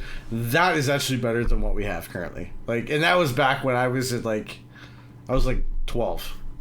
So we're working on. So the other thing we also have to take into account that we're ending the PSVR 1 generation, and we're looking into the PSVR 2 generation. We're hoping that they see that this game has enough potential to either give us something similar or another company smartens up and says, you know what, we got to take this, improve it, and run with it, because this had the fan base. This game, I mean, the only downside, the only true downside to the VR is its price tag. That price tag has hindered people from actually trying. Now, it used to be a very good way to get into VR. Yes. But now with the Quest, I got the Quest. I have the Quest 2 for my kids, and the graphics aren't there, and it's real kiddish. And like I spent $200 with Anthony. Yeah, I spent $200 on Anthony just for the gun. You know what I mean? I dedicate a lot of money to this community. You know what I mean? A lot of people, I know a lot of people have bought the gun from Punishment VR. Anthony Fed. Oh, that's for the PlayStation. Sorry. Twitch, can I ask you a question? I was question? going to say, sorry. Love my gun. Shit. Yeah, well, Twitch, I mean, like I said, I said Firewall 2 would just seem like the perfect title to launch for the PSVR 2, right? With newer stuff, we already know we're playing on video games that we're basically playing on Game Boy quality fucking servers, right? You kind of gave me some backlash and said PSVR 2 will not have a Firewall 2. I'll give you my reasons for that. All right, good. Please. So not to say that it won't be, but it's my speculation that it won't be. It's my speculation. So FCE doesn't have control over it. It's Sony IP. Yeah. I mean, this we know, right? Sony hasn't really given, or we haven't really been given any indication that there's potentially going to be anything in development. There was a long delay between the last operation and any word that there was going to be a continuation. Right. My belief on this, again, no proof, just speculation, just knowing how things are. I believe they were negotiating contracts in order to extend the season, which is why they suddenly came out and said we have 4 new seasons. So I believe that whole time, that delay was them renegotiating contracts to continue on. Possibly they negotiated a Firewall 2. I just don't see it. It's just It's a hope. Honestly, it's a hope. Don't get me wrong. If they did make it, that would be great. But as of right now, I don't think that they have anything in development for it. But that's. I mean, they can just a Firewall 1 and just keep extending the seasons. I'll be happy. Because it's like I've been a gamer my whole life. My whole fucking life, I've played video games. And it wasn't until this game I quit playing every other fucking video game. Yeah. Well, this is going to be, man. So for shooters, so like I used to play Halo like way back in the day, like I said, the Xbox and stuff. But I mean, after that, like I couldn't play. I mean, like you play Fortnite for like a couple of weeks, you get bored with that. That's boring now. Like shooters have never been a thing for me, and keyboard and mouse have never been my strong suit. I'm better on a controller than I am with keyboard and mouse when it comes to shooters, and majority of games, when you hit crossplay, you're going to be done for if you're not on keyboard and mouse. So shooters have never been a thing for me. My brother actually got me into VR, so Karen is my brother if you don't know. So Karen got the VR first. What am I looking at? Oh, okay, I see it now. I spent all this time making an illusion of a 3-dimensional studio, and this guy just goes and fucks it up by fucking look like he's trying to fucking use something as a shower cap. But yeah, it wasn't until I went over to my brother's place and I tried Firewall, and like I said, that was my brother got it back in September or whatever it was. And honestly, that's what got me into VR. But prior to that, and then actually it was my birthday on the 1st of March. So my wife and a friend of mine actually chipped in, and they bought me the VR and the aim controller bundle with the Firewall. And that's actually how I got into it. And this is honestly the first shooter game that I was able to play like I said, since 2000, basically beginning of 2019. I mean, I don't really play it much now, but yeah, it's the longest shooter game I've ever been able to play. I'll tell you how great a father I am. Actually, the PlayStation and the VR, I bought it for my son for Christmas and his birthday. and I stole it. I've been playing it ever since. Oh man. So I'll we tell you that from the Virtual Boy, because I remember the Virtual Boy. That was supposed to be like our first like starter up VR, and that was shit. Like that was literally like having a red screen calculator in your eyes. Like it was just garbage. To actually try this out, I was very suspicious of what it would actually be like, especially with the price tag of, up to almost $400 for the bundle. When I actually got to try it, man, it blew me away. I could not believe that we actually, in my lifetime, hit this mark of VR. Like this is like the most immersive thing I've seen ever. And you always wonder because as you go on from Atari and television into Nintendo, and then you finally saw N64, PlayStation, these cubicle body figures, and you're like, it can't get better. And then next thing you know, you're feeling the soldier. You're in a haptic vest. It's you're so getting funny. shot. The heartbeats is real. You can only imagine what the next 10 year brings and what the PSVR 2 will only look like. Like you said, man, I remember back playing like the original Nintendo, like Sega Genesis. Yeah. So here's a funny, really fucked up side story for you. So Sega Genesis, I remember it was like NHL 95, NHL 96, 98. 94, I think you mean 94. Maybe that was the one. So right, my that was the big one. my stepdad worked at Sears and he was a manager in the of the toy department.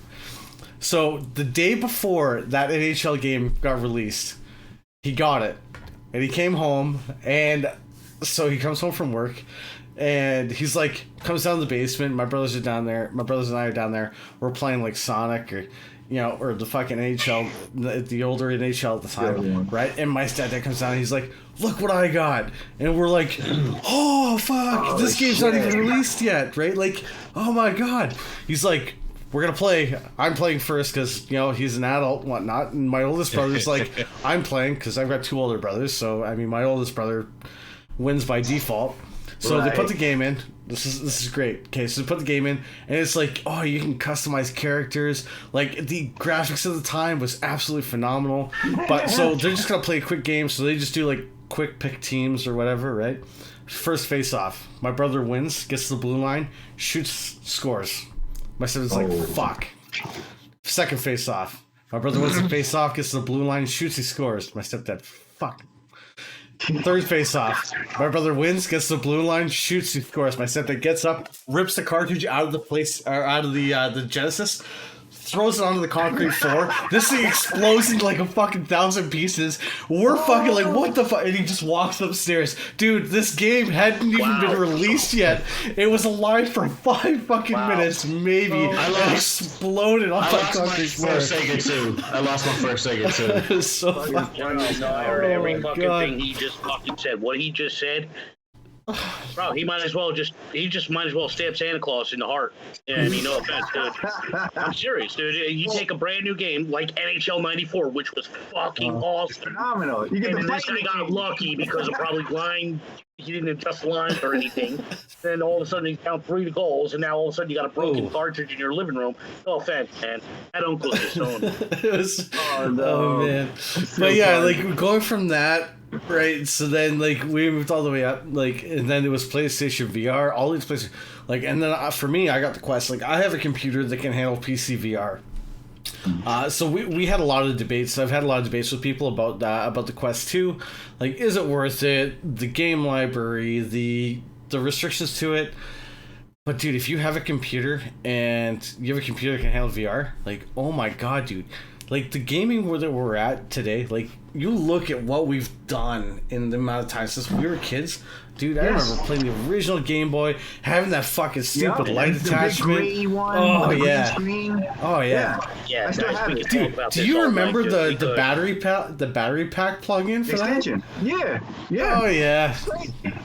This is insane. Yeah, man, like I said, it's just come true. I was in Chile like in early '90s. I took my Sega up there, and nobody had a Sega in Chile at the time. So what they would do is you would call this. It was a TV channel, and you would call from your landline, and you would play Sonic with your phone. So you'd push like 6. 6 would make you run fast, forward. Yeah, and that's how kids played it. And so, like, when I bought the Sega, my cousin was the only person in the whole city that had the Sega. So, for like, All right, hey guys, let me one up you. Let me one up all of you. I had a 3DO day one. 3DO day one. Oh, Jesus. All right, dude, I'm not bragging. I'm not from some wealthy family. I'm not. All right, 3DO day one.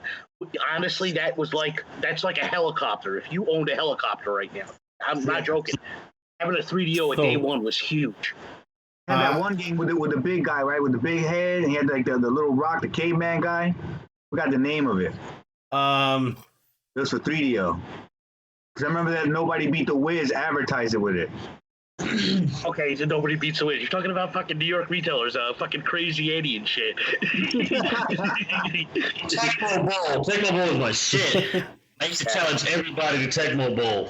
Tecmo Bowl. You know what, Ian? I'll play you now right now, and I'll beat you. Challenge everybody. I got an emulator, dude. I'll fuck you up. Dude, I played so much Sega back in the day. The New York Giants, who blocks every field goal with Lawrence Taylor pushing on the field goal block. That New York Giants team with Lawrence Taylor was unstoppable in '80s. When I'm by myself, I play Earthworm Jim.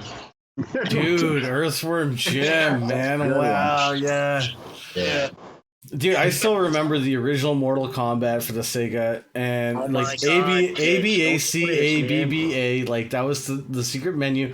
Like this is shit that just stuck in my head. Sonic, man, up, down, left, right, A and start together. That was the original fucking thing in order to the cheat codes, man. Like it's just those. Fair question then. ABBA.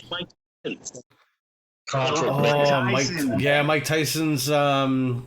Punch-Out. Yeah, knockout. Yeah, that's right. That's right. That was a good one. Yeah. Yo, have you ever watched the speedruns of that? I don't know if anybody watches Games Done Quick, but there's speedrunners that do that, but they beat that game blindfolded.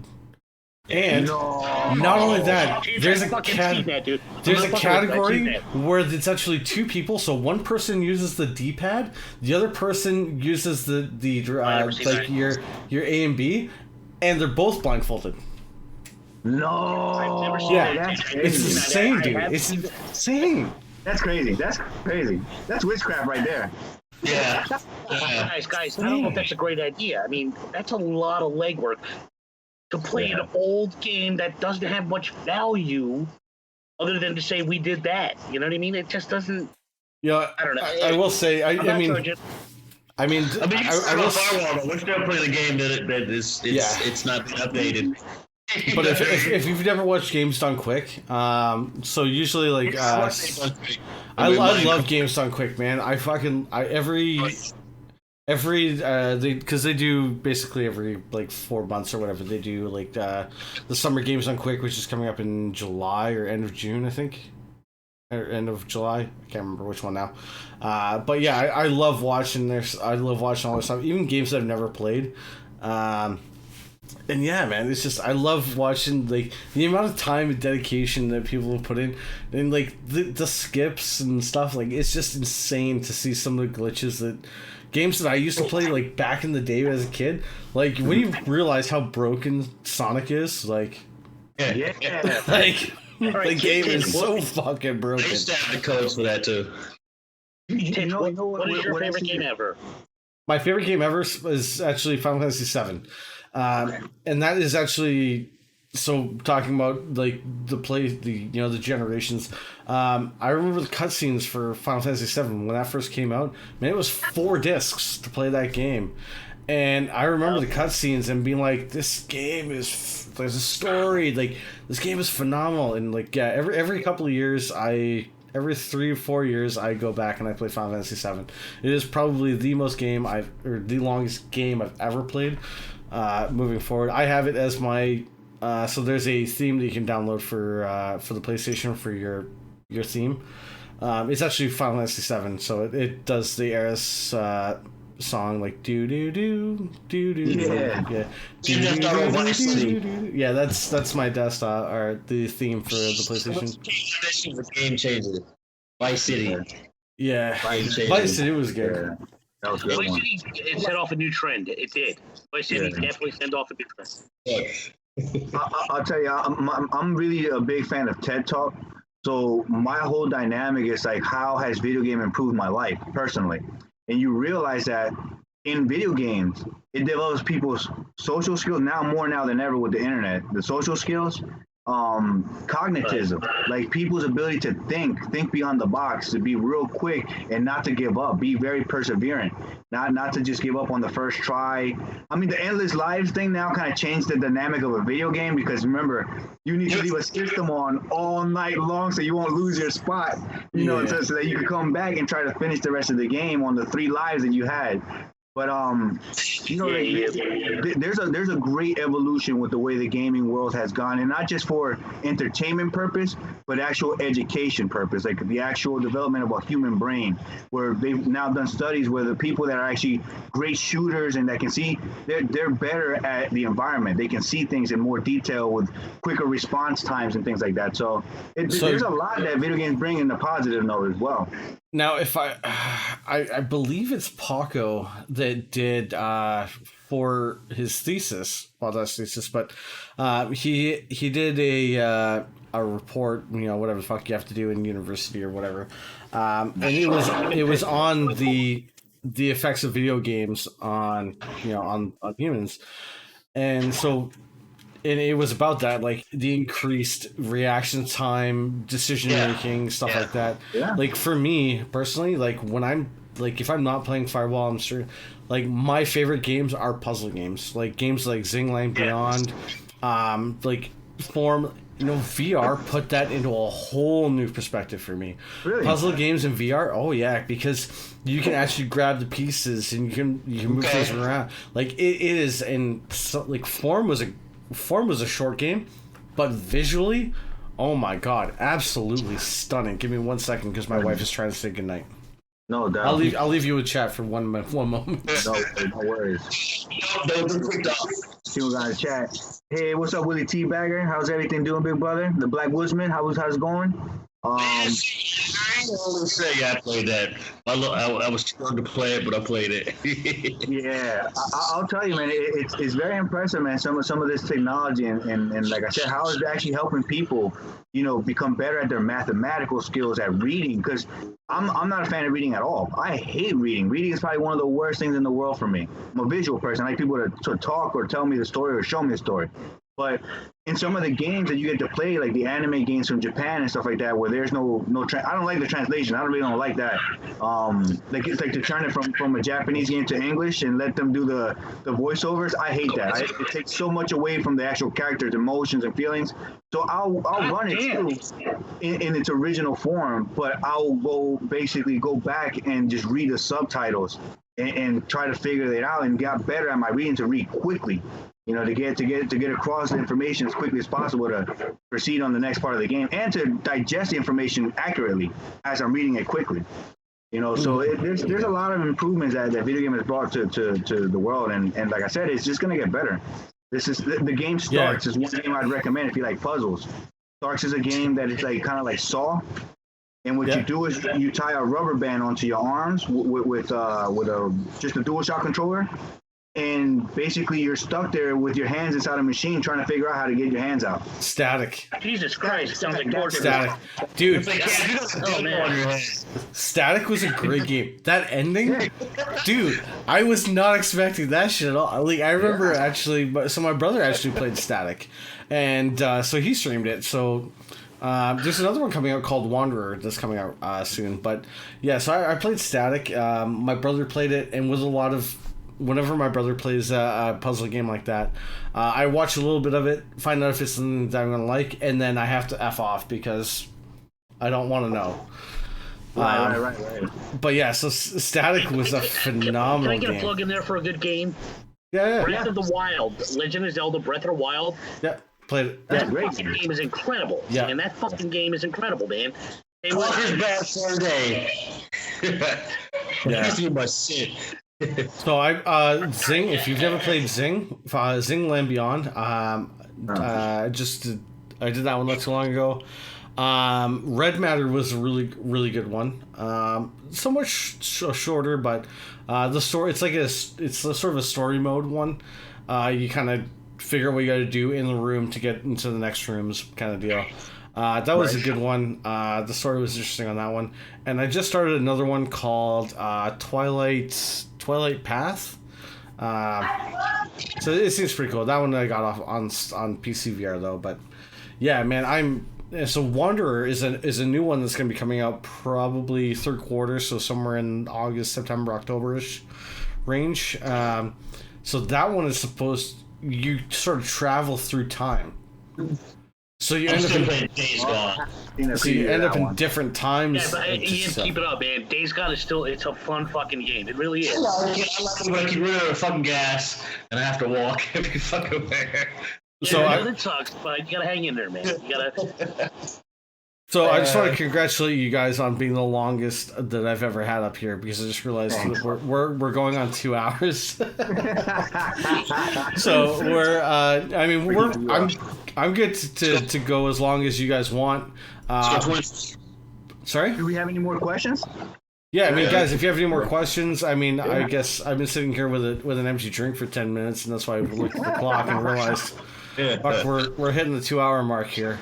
But hey, one thing I'd like to say, man, is thank you to everyone who comes out and supports us, shows us a lot of love, during our matches. Right. Even when we're doing our public stuff, like just fooling around. Thank you for bringing a lot of good vibes in our way. And, just sticking around with us, just overall, we have great friends on every team. Like, literally, in every team, we have great friends. There's a lot of support when we're actually even about to get into a match. We're all, saying good luck to each other. Much love to everyone. That's one of the hardest things about joining the league, because I got friends that play in different teams now. And bullshit. You don't have any friends, Ian. Bullshit. We're two very different people. So you're getting into a match. You're wishing the other team good luck. I'm getting into a match, and I'm telling the other team I apologize in advance for anything Jesse does.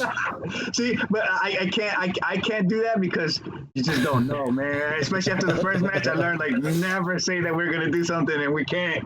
We gotta be careful with that. No, not that we're gonna win. I just tell people when Jesse starts talking, I just tell people I just want to let you guys know the other team.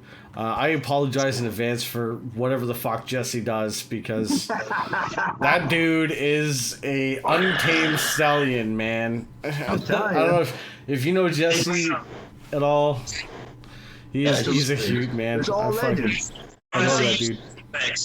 It was really hard to give you a top 5 list because, to be honest, man, there's people that are probably more deserving than them. I just haven't met everybody yet. Yeah. After 2 years, one of the greatest experiences that I'm still having is that I'm still meeting people, and they've been playing for 2 years. We're just starting to finally meet from our different locations, Australia, Japan. So smallest came from the regular people that regularly kick my ass. You know what I mean? So for us, we're planning to get together this summer for a barbecue. So the numbers are starting to drop in Canada here. We've actually all met. So I mean, the whole concept of the Scrub Squad was, we're all Canadian, and it just so happened Karen and I, obviously being brothers, we live fairly close. But Jesse, as a truck driver, he's often. Karen's your brother? Karen. Let me put it in chat for you. Akron. Akkarin. Jesus Christ, I'm it's sorry. Actually a Karen 30. Yeah. He's like Karen. I'm going to teach you how to speak English one of these days. Yeah, so a Karen 30, not Karen, a Karen 30. Wow. So yeah, I didn't mean to make it awkward. I really didn't. Hellrain, actually, interestingly enough, Hellrain, again, we completely met in game. He's a half an hour drive away from us. He works in the same trade I do. That's awesome. And he actually gets his stuff from the same company that I work for.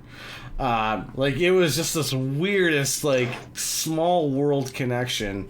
And Jesse, like I said, Jesse drives down, and so he's in our city a couple of times a year. So we actually, last summer, we got together, we went go-karting, then we went out for beers and stuff. We called it a team building exercise. It was a hell of a lot of fun. So and we're planning to do that again. So next time Jesse's down, we're gonna organize and we're gonna get together for a barbecue. Like, this is something that I didn't expect out of just playing a video game. All right, here's the problem I have, because Karen Be Happy is your brother, right? No. Akron. Okay, hold the phone. Here, hold on. I was streaming the other day, and Karen Be Happy showed up, and I'm like, "Hey, sweetie, how are you?" And usually, Karen, I'm like, "Hey, how are you?" And I'm in text. Look. And I find out it's a Karen 30. Okay, no, I don't. I actually don't know that person. I'm sorry. So a Karen 30 is this one. Karen, I apologize to all Karens in this room. Wow, was I way off? Hold on. Let me try this one. Do I have? Let's see. No, that's not that one. We went old. Yeah. Where is it? Hold on, Johnny. Yeah, here it is. Look, okay. Look, okay, there it is, right there. A Karen 30, Hellrain, me, and Jesse be trucking right there. That's a pretty badass squad you got there, by the way. That's right. It's never changed. Oh, hemoglobin still, hemoglobin. I know that fucking guy. Jesus. Who? Jesse B? Yeah, I know Jesse B. Probably knows me. Probably knows. Oh, yeah. Probably teabag me more than I want to talk about. Hey, man. Jesse's great, man. We love Jesse. He's our punching bag, but yeah, I mean, for all the shit that we give him, dude. Surprisingly, I can say not a lot of teams, since we've been playing together before Nightfall. Yeah, me too. I love you, sweetie. So the four of us have been playing together since before Nightfall, like old school, like you could move in lobby stuff. So yeah, that was the best part. I don't know many teams that can still say they're still running the original 4 core members. What the hell is? Sorry, man. I'm gonna go get Mixer because I need a fucking drink after that. Fucking weirdo. Titch, I didn't mean to cut you off. Can I tell a joke? Fresh, I'm going to tell that joke. I'm going to tell that cheesy joke, Fresh. All right. Guy in a bar, 3 hefty women walk into the bar, he hears them talking, and they have an accent, okay? Goes up to the gals. He says, "Hey, I hear you have an accent. Are you gals from Scotland?" One of the hefty girls turns around and says, Wales. Gentleman says, "I'm sorry, are you Wales from Scotland?" That's actually a really quick, good joke, dude. The audience should appreciate that, man. Oh, it's too funny, dude. Nah, man, I actually really like to thank, man, our teammates, man. Thank you for all the support as well, man. You guys have actually made it a very interesting season. Everybody has fought really hard, to get us to where we need to be. And hopefully we can make it. Hopefully we can make it into the tournament and still keep, rattling the cage a little bit before we're, before we're out of there. But we'll be coming back next season, and we will be joining the World Championship League. So look forward to that. We will be there, and we expect to see fierce competition, man, from everybody, man. Titch, are you drinking that straight? Are you drinking the whiskey straight? No. Okay. I've got Coke. Coke Zero. Is there a difference between Coke Zero and a regular Coke when you mix it like that? So it has a bit of a different taste, but honestly, the main reason I do Coke Zero now is because I'm fat. Kill the fan, baby. Man. If we're gonna be honest, so I was 249 pounds. That's not bad. I am 5'7", 5'8", somewhere in the 5'8" mark. It's a little bit high for me. When I stepped on the scale and I was almost at 250, I was like, oh no, fuck no, we're not doing this, okay? So I'm back down to 230. Holy shit! So I've lost 20 pounds, which is pretty good. Canadians have homemade healthcare stuff up there, but we're working on it. So yeah, I mean, you cut out a lot of the crap, but there's some things you just don't want.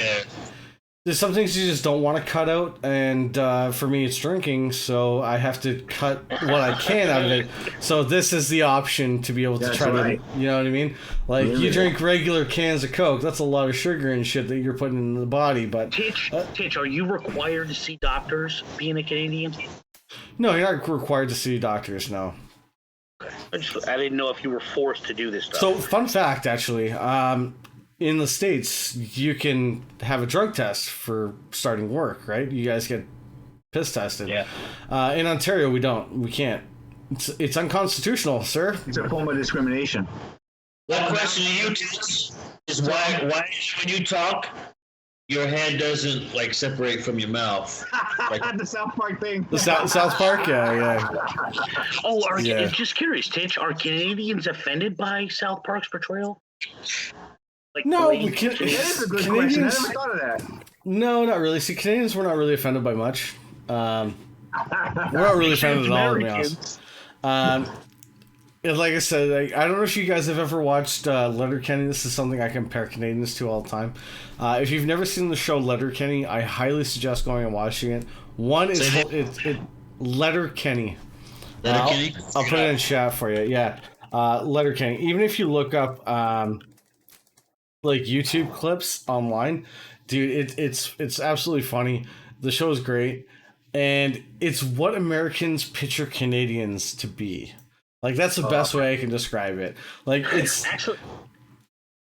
Sorry, I didn't mean to cut you off. No, and like so Trailer Park Boys is a prime example. So Trailer Park Boys, even though it's Canadian, it's how Canadians view Americans. Letterkenny is how Americans view Canadians. Yeah. Good, that is good. Dude, check out Trailer Park Boys. That shit is actually really funny, man. Yeah. Watch it. Hey, we can tell you it's relatable. It's relatable. Yeah. No, Letterkenny is great. Like I said, that's how I describe it to people. I'm like, it's how Americans picture Canadians. Like, that's the best way I can describe it. Funny, like, dude. small town hick. But you're saying, like, the Trailer Park Boys are how Canadians view, like, Americans.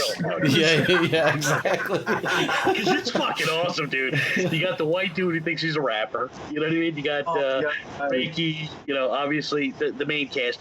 No, Bubbles. Bubbles is fucking... I live in Florida, so it's pretty accurate. Were you a Florida man at one point? I just assumed. No. I'm originally from Texas. I've been here for a few years, though. Yeah. I'm actually from Jersey, right outside the city. Yeah, I used to live in New York, too. You're from Jersey? I'm from Jersey. Right outside the city. That's weird, because I didn't hear you talk about your car once. Oh, Canadian man, you're getting awfully personal.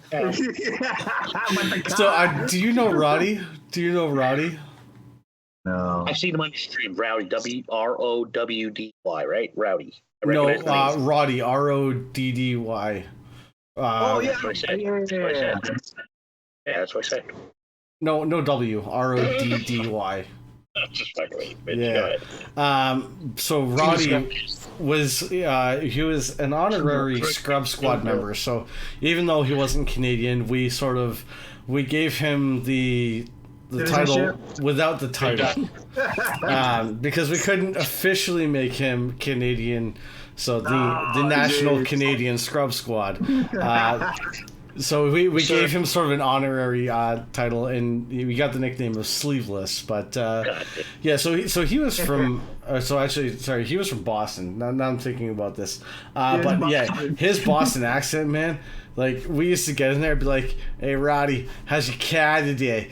Did you leave the airport?" Like, it's just. That's not Jersey accent. But yeah, the Jersey. Now I picture like Jersey Shore and like. Funny thing about the Jersey Shore, man, those guys aren't from Jersey. Right. None of them from Jersey, dude. Everybody else wasn't. Yeah. Guys, we're not like that. Yeah, dude, that's a Hollywood creation, dude. It's a Hollywood creation. I was gonna say, shouldn't you be like taking your shirt off at some point here? Yeah, I don't got those kind of guns. You know what I mean? Like I'm not feeling like Rodney, like Rodney, whatever his name was. Man. Fresh Milk asked Titch if I'm a guy. So I can't confirm Karen is female. Can't confirm. Yeah, can't confirm. We've actually had a really awkward conversation. I think I Karen on the stream. That's Boston Titch. Yeah, that is Boston. Sorry, I did realize as I was saying like that was Boston. My mistake. Shout out to nigga what, man. Shout out to that big homie, man. Much love to him. Cam sounds like he drives a yellow cab to me. That's New York taxi driver. That's what I'm saying. I've been holding this in for a while. Let me tell you something. I can see Cam taking you to a Mets game or a Yankee Stadium's game or a Knicks game, on a yellow cat, you know what I mean? I can see that. I haven't seen the new Yankee Stadium, dude. I haven't been up there. No. I haven't been there in like forever, man. I haven't seen the new MetLife Stadium. Dude, I feel like I haven't been home in forever, man. I'm from Jersey. I'm from right outside the city. And I haven't. I just want to know where to get the pizza, dude. I had a friend watch one of them. Get the good stuff. and they Sorry, I think Ian's trying to. That's what I'm saying. So, Fresh is the guy from the porn site with the taxi, telling you it's the same guy, the same voice. Check it out. What's that shit called? False Taxi. Okay, so Fresh Milk's a porn star. Fresh, can you confirm? Yeah, look at him. All right. That's pretty good evidence. I mean, I'm not gonna lie. Fresh is pretty good. I'm just don't understand if he actually was the guy from Fake Taxi here. Is that supposed to be an insult, or are we high fiving him? Just out of curiosity. But y'all need to give him enough time to play Firewall with us. That's all I'm saying. No, not fair. Every time I've gotten in touch with Fresh, he's always been ready to play. He's in Britain, so he's 5 hours. And most of the time I'm playing, it's East Coast, fucking 8 o'clock at night. And I'll be like, hey, Fresh, can you play? And he's right, yeah, I'm playing. No, all due respect, I can say whatever I want about Fresh. Lives in some weird country. Some weird country, yo. Yeah, he lives in a weird country. I used to live there, sir. Oh, yeah, that's too funny. Oh, did you really? Oh, really? You lived in Wales, did you? Is he from Wales? I don't know. He's British, but I like saying he's from Scotland, Wales. Yeah, I was gonna say, I'm originally from Stoke, so I'm England. I'm originally from England. Yeah. Oh, you really? Yeah, we came to Canada in '92. It's 11. I knew it. Yeah. Well, you're basically Canadian, right? I mean, to a degree. I don't have my wallet on me, but yeah, I have a permanent resident card because I don't actually have my Canadian citizenship. Oh, wow. Your parents have a British accent. I lost it, which is funny because in school people hated it. Now that I'm older, people are like, "Oh, it'd be so cool if you had your accent," and I'm like, yeah, but you know what? I used to have to punch you in the face when we were younger. But hey, man, times change. Hold on. So hold on. I'm confused now because I know there's like 15 accents in England. So which one did you have? There's more than that. So I was I'm from the Midlands, so it's kind of it's a thicker accent. Okay. Now, so. For me, it would be a Potter's accent, is what we would be known as Potters, because Stoke-on-Trent, if anybody's heard of Susie Cooper, Royal Dalton, like all the bone china, these hand-painted figurines, that's my hometown. That's where that's from. So, actually, Stoke-on-Trent is actually 5 cities that sort of grew into each other. So they became Stoke from the Stoke, so from the pottery industry on the River Trent, so Stoke-on-Trent. But I'm technically Chesterton, if we want to be specific. And it was really funny when my wife and I got married, and we were getting married, and we were sending out invitations to my family out in England. We had to ask my mother for my uncle's addresses and stuff like that. So whereas here it's like you have like street address, city, state, or province for us, and then like your postal code kind of deal, right? Yeah, no, in England it's like number this lane, this driver, whatever, this county, this like this shire, then this, then England, then, so it's like 6 lines to get a complete address. And I remember my wife writing it down, and then by the time she got to like the 5th line, she's like, wow, how is this still going? Like, what the fuck is going on here? Geez. I'm like, yeah, but you have to remember, like, it's you have to break it down, because like that lane could be in multiple different counties and shires, right? Like you have to. So yeah, it's just really funny, but yeah, that's crazy. So, Man. That's how it works. If I'm correct, you could turn your British accent on and off, if I'm right. Because I grew up with a guy from Jersey who was from Scotland, and he could talk to me Scottish. Like, all right, so there are some things that I do say that people pick up on, which is one I don't understand and one I do understand. So the letter H, for some reason, people don't like the way I say H. I don't know what it is, but whenever I say H, they're like, no, it's H, or I don't know what the fuck it is. H. But it's just one of those things that fine to me. And the other thing is mum. Okay. So yeah, I'll hit you on mom, because mom seems to be thrown out. But age, it seemed clean to me. You know. Yeah. But if I'm right, Titch, you could actually have a British accent right now if you wanted to, right? Cam, kasta kikabauga sa wali has posted. Oh, nice. Shout out to Daffy, by the way. What's up, Daffy? What's up, Looney? What's going on? Yeah. I'm pretty sure Fresh would probably understood what I just said. You know what? I wish Fresh was here to kind of fight your. I'd love to have a Brit on Brit fight, to be honest with you. Fresh will probably understand that one. Kasta kikabauga sa wali has posted. That's right. What that means is, or the question is, can you kick a ball against the wall and head it until it's busted? Costa kick a ball against the wall and until it's busted.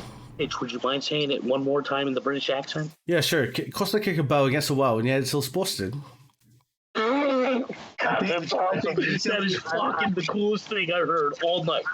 I think we should. You think it's cool, but Fresh is probably like, yeah, you kind of butchered it a little bit. Yeah. He's off his tee. Right now, Fresh is off his tee. I think it was like mind the ditch or mind the crack or something like that. Like that was like another saying you guys have. Like to like watch like the sidewalk crack or something like that. Mind the ditch. Or something like that. Yeah, so we've got numerous sayings for things. So one thing that really threw me off was my mother, actually. My mom used to say the weirdest things at the weirdest of times.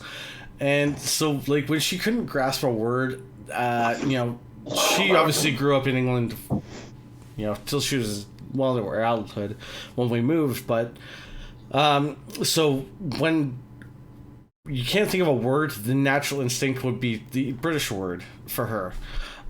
So I remember one time I was in my 20s, and I came home because she wanted me to sign a card. We were sending a card to somebody, and so I went to my parents' place, and she says, "Oh, I need you to do something for me." I said, "Okay, what's that?"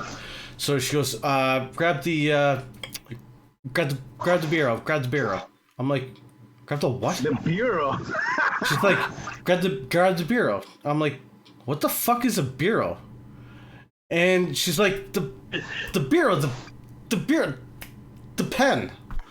I'm like, the fucking pen? I'm like, what the So the pen was originally called the bureau. But yeah, it's something that, that is something that I hadn't heard in fucking 20 years.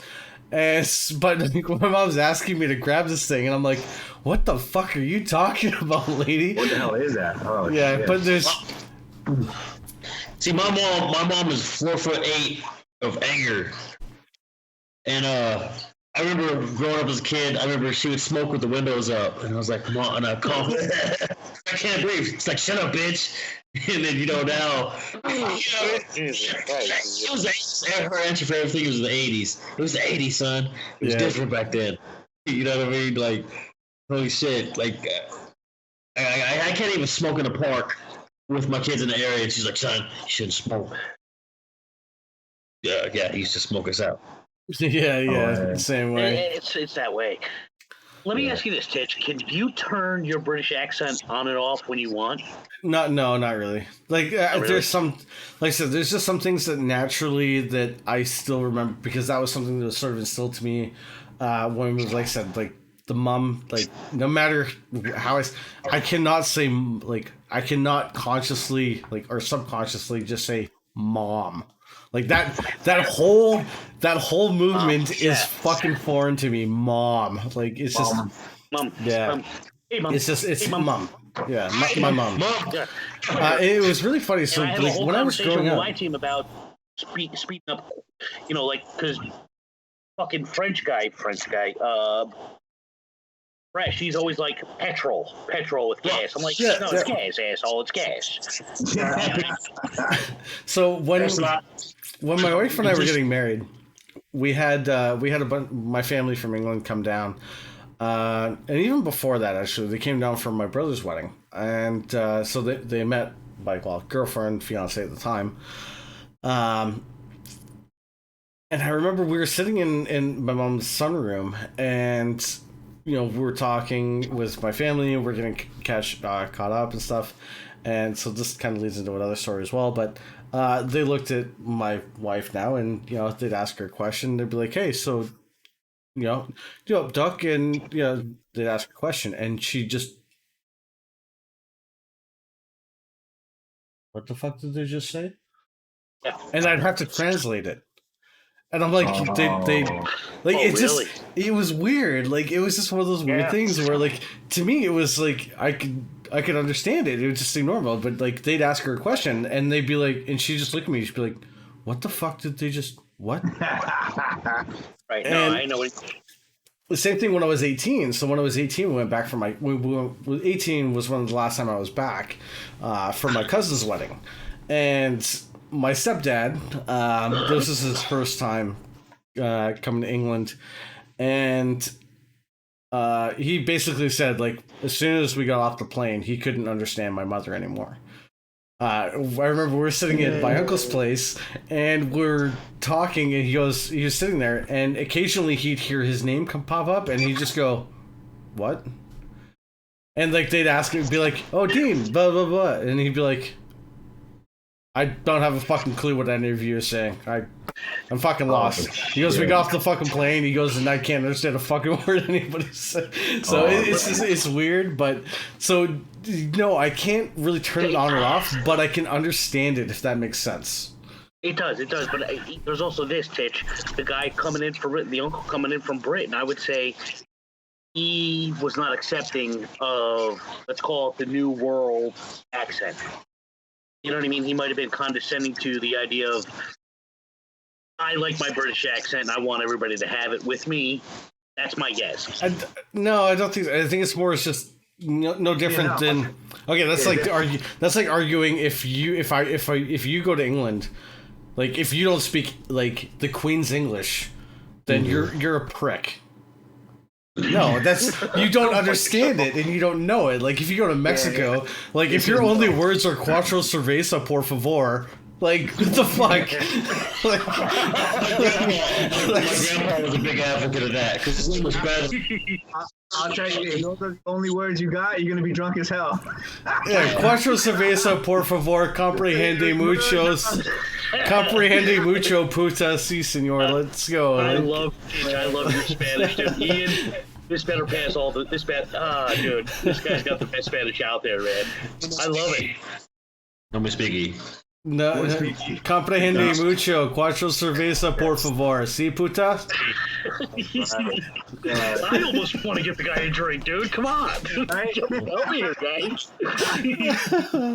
Yeah, Frank gets it. Doc is stoked for it, which is interesting because my wife and I have had this conversation. So Doc is an interesting thing because Here, like if you call somebody a bird here, like that's putting fists up, right? Is it Putting really? fists up. Wait, like Titch, if I said, all right, go ahead. I'm sorry. Go ahead. You were saying, Yeah, so somebody like, called you a bird? a bird in England is way different than what a bird is here. Like a bird in England is like a female. Like, yeah, duck. Like you're, So as Fresh has said, like duck is Stokey for mate. Like so, my family, like refer duck. And there's occasional time I've actually said to my wife, like, "Hey, up, duck."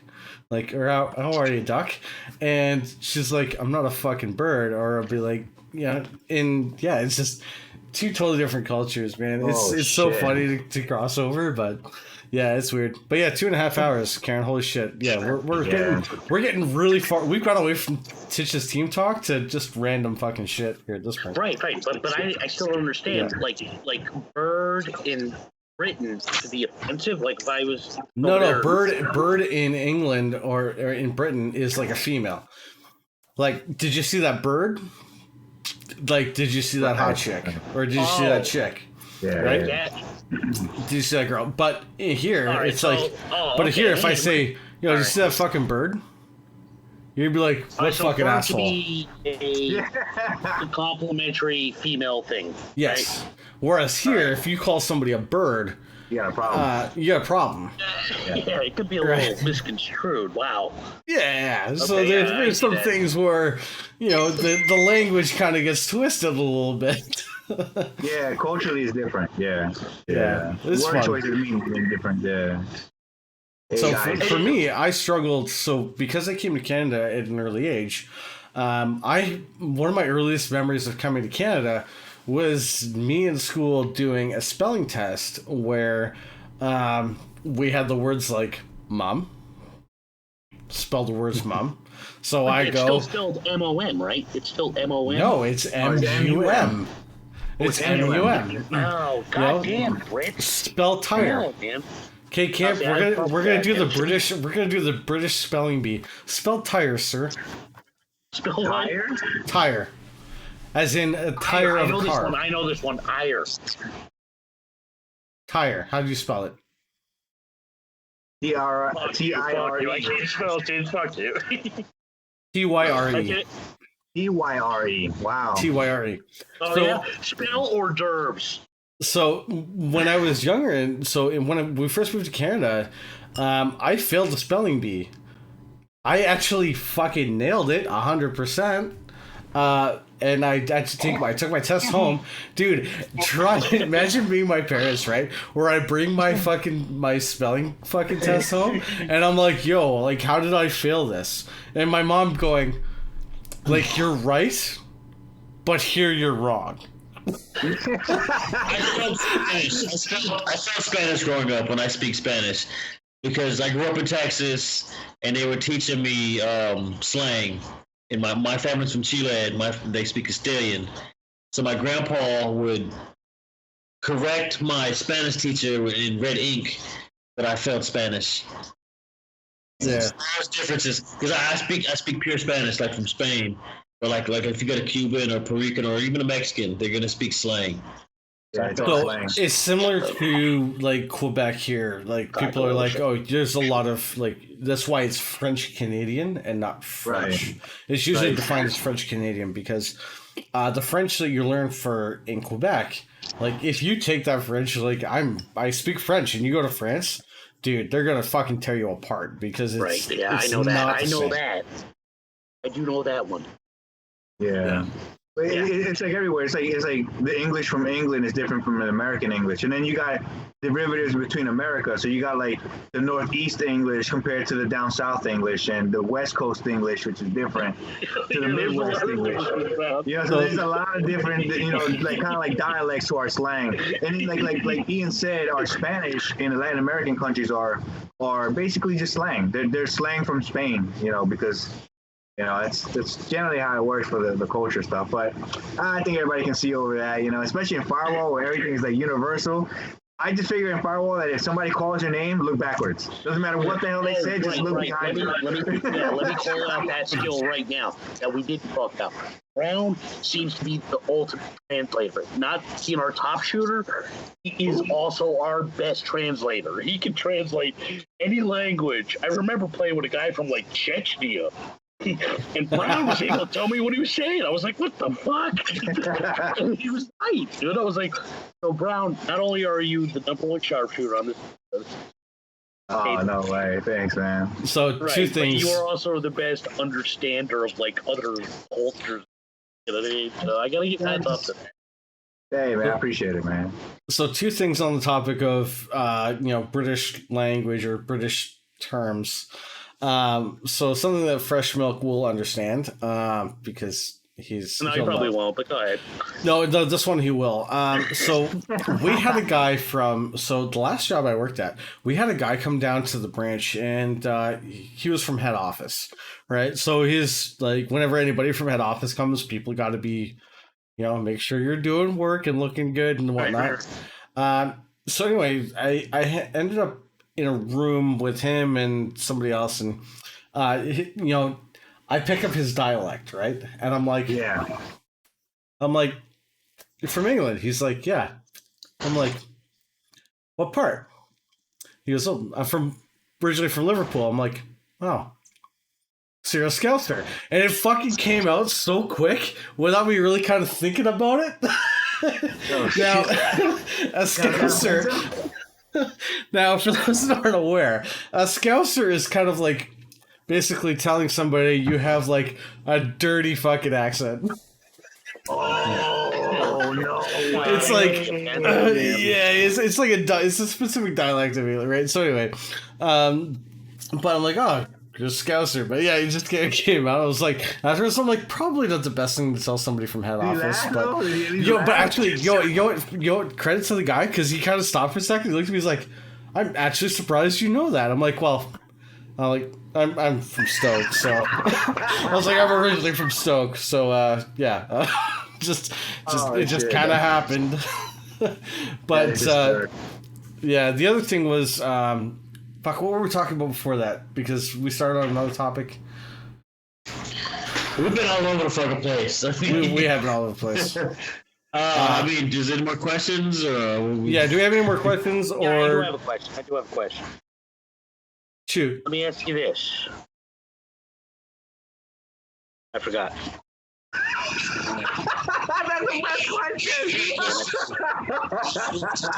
By the way, what we were talking about was the translation. So brown being translated. Right, yeah. And so one of the things that I specifically remember playing Firewall was we played with a guy and he spoke Spanish, and we, none of us speak Spanish, and we were on hotel. And we got to the end, and he was alive, and there was a jammer, and we could see it. It was in the gym behind the TV, and like we were like, I can't say like behind that TVO, dude. Literally like gym A, fucking TV A. Fucking shootout, like I don't know, like I'm not that, The only things I know is in Spanish is how to order a beer, and when it comes in French, it's I don't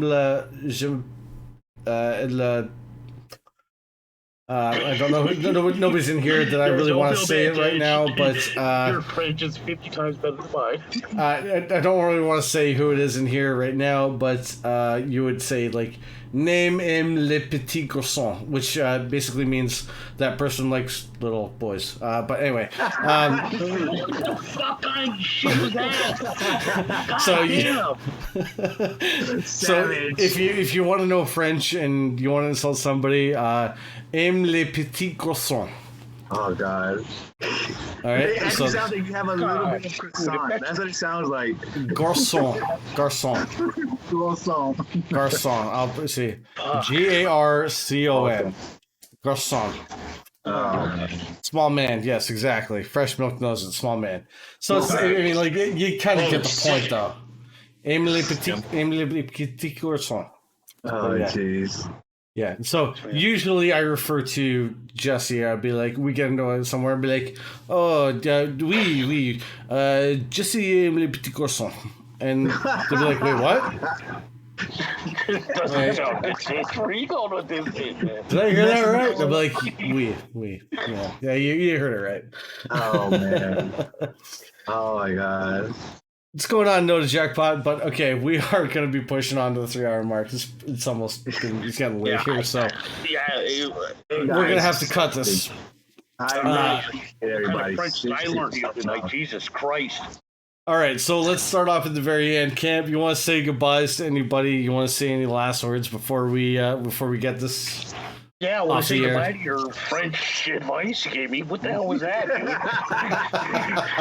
dude? Damn, bro, you gave me some advice to talk to French people. I think I'm going to be arrested if I go to France. Jesus Christ. Work. Wow. All right. Aime le petit courson. I do have two special people in my life. Yeah. Bro, put your head back. Don't fucking. I'm trying to give him the preview. Review's over. Goodbye to Fresh and Johnny Cades. All right. So we're wrapping it up. I'm sorry. I didn't say what you were saying. I'm sorry. That's my fault. No worries. Dude, we've been going on for 2.5 hours. I think we're going to have to end this. Otherwise, we're just going to keep going. Yeah. This is the longest team talk we've ever done. Now, credit to you boys. This has been a lot of fun. And like I said, I've always enjoyed doing these, but I'll get to my stuff after you guys. So let's go back to Camp now that he realizes that we're doing sign-offs. Yeah, all right, Camp, who do you want to say goodbye to? All right, so Titch, that's still French advice, man. I hope I don't pick it up. I hope I don't go to France. Whatever language you just gave me. It was fun. You always learn the bad words first. Always. Champion. Just learn the bad words first. No, Titch, for real, man. I did not understand how much work goes into what you do, and I have a new appreciation. Next time you see me in the comment section, I promise you I will have a new respect for what you put into the stream, bro, because it's been fun, and you put all the work in. Ian didn't even fucking get into a green screen. You know what I'm saying? Yeah, I appreciate you getting cable instead of going to Wi-Fi. You are my... No, you are the hero of this stream. Man, leaving it at that, man. Ian didn't do his work, but hey, this has been so fun, dude. I can't believe I hung out with two of these guys. And I want to punch him so hard in the face right now, both of them. Oh, God. Thank you, Dave, for everything you've done. I really appreciate it. No problem, man. No problem. From the bottom of my heart, I appreciate everything you've done here tonight. I really do. Honestly, I thank you for coming on, man. Like, I've said before, and I say it every time. The team talks are honestly my favorite segment. As much as I enjoy making fucking Wolf look fucking whatever and all the shit that I put him in, like as great as that is, I really enjoy these things. Like I said, it's just a way to even the teams where you're constantly getting beat by, it puts a face and it puts a personality to everybody, right? Right. You know, so even though you guys may be just going in and you might be destroying people, it just gives everybody a chance to realize that, everybody, we're all fucking gamers. We're all here. We're all having a good time. And I love being here and chatting with you guys. So, thank you for coming on. I really appreciate it. Ian, we'll go with you, and then we'll let Brown take it away. What you got, Ian? What you got there? We're going this way. This way. This fucking guy is so weird. He's just gonna show the pictures. God, I love you. I really do. That way. There you go. Oh, man. Yeah, man. It was always fun, man. I enjoyed it. Y'all boys be good. I'll see y'all online. Virtual reality, All right, Brown Pit, what do you got for me? Once again, hey, good stuff, Titch. Really appreciate what you do. Seriously, You're brilliant, dude. Your brilliance is out there. I've always enjoyed watching the HC commentary. I'm always going to be a big supporter of you and what you guys do here. The firewall community in particular, I'm a big supporter of everybody there, man.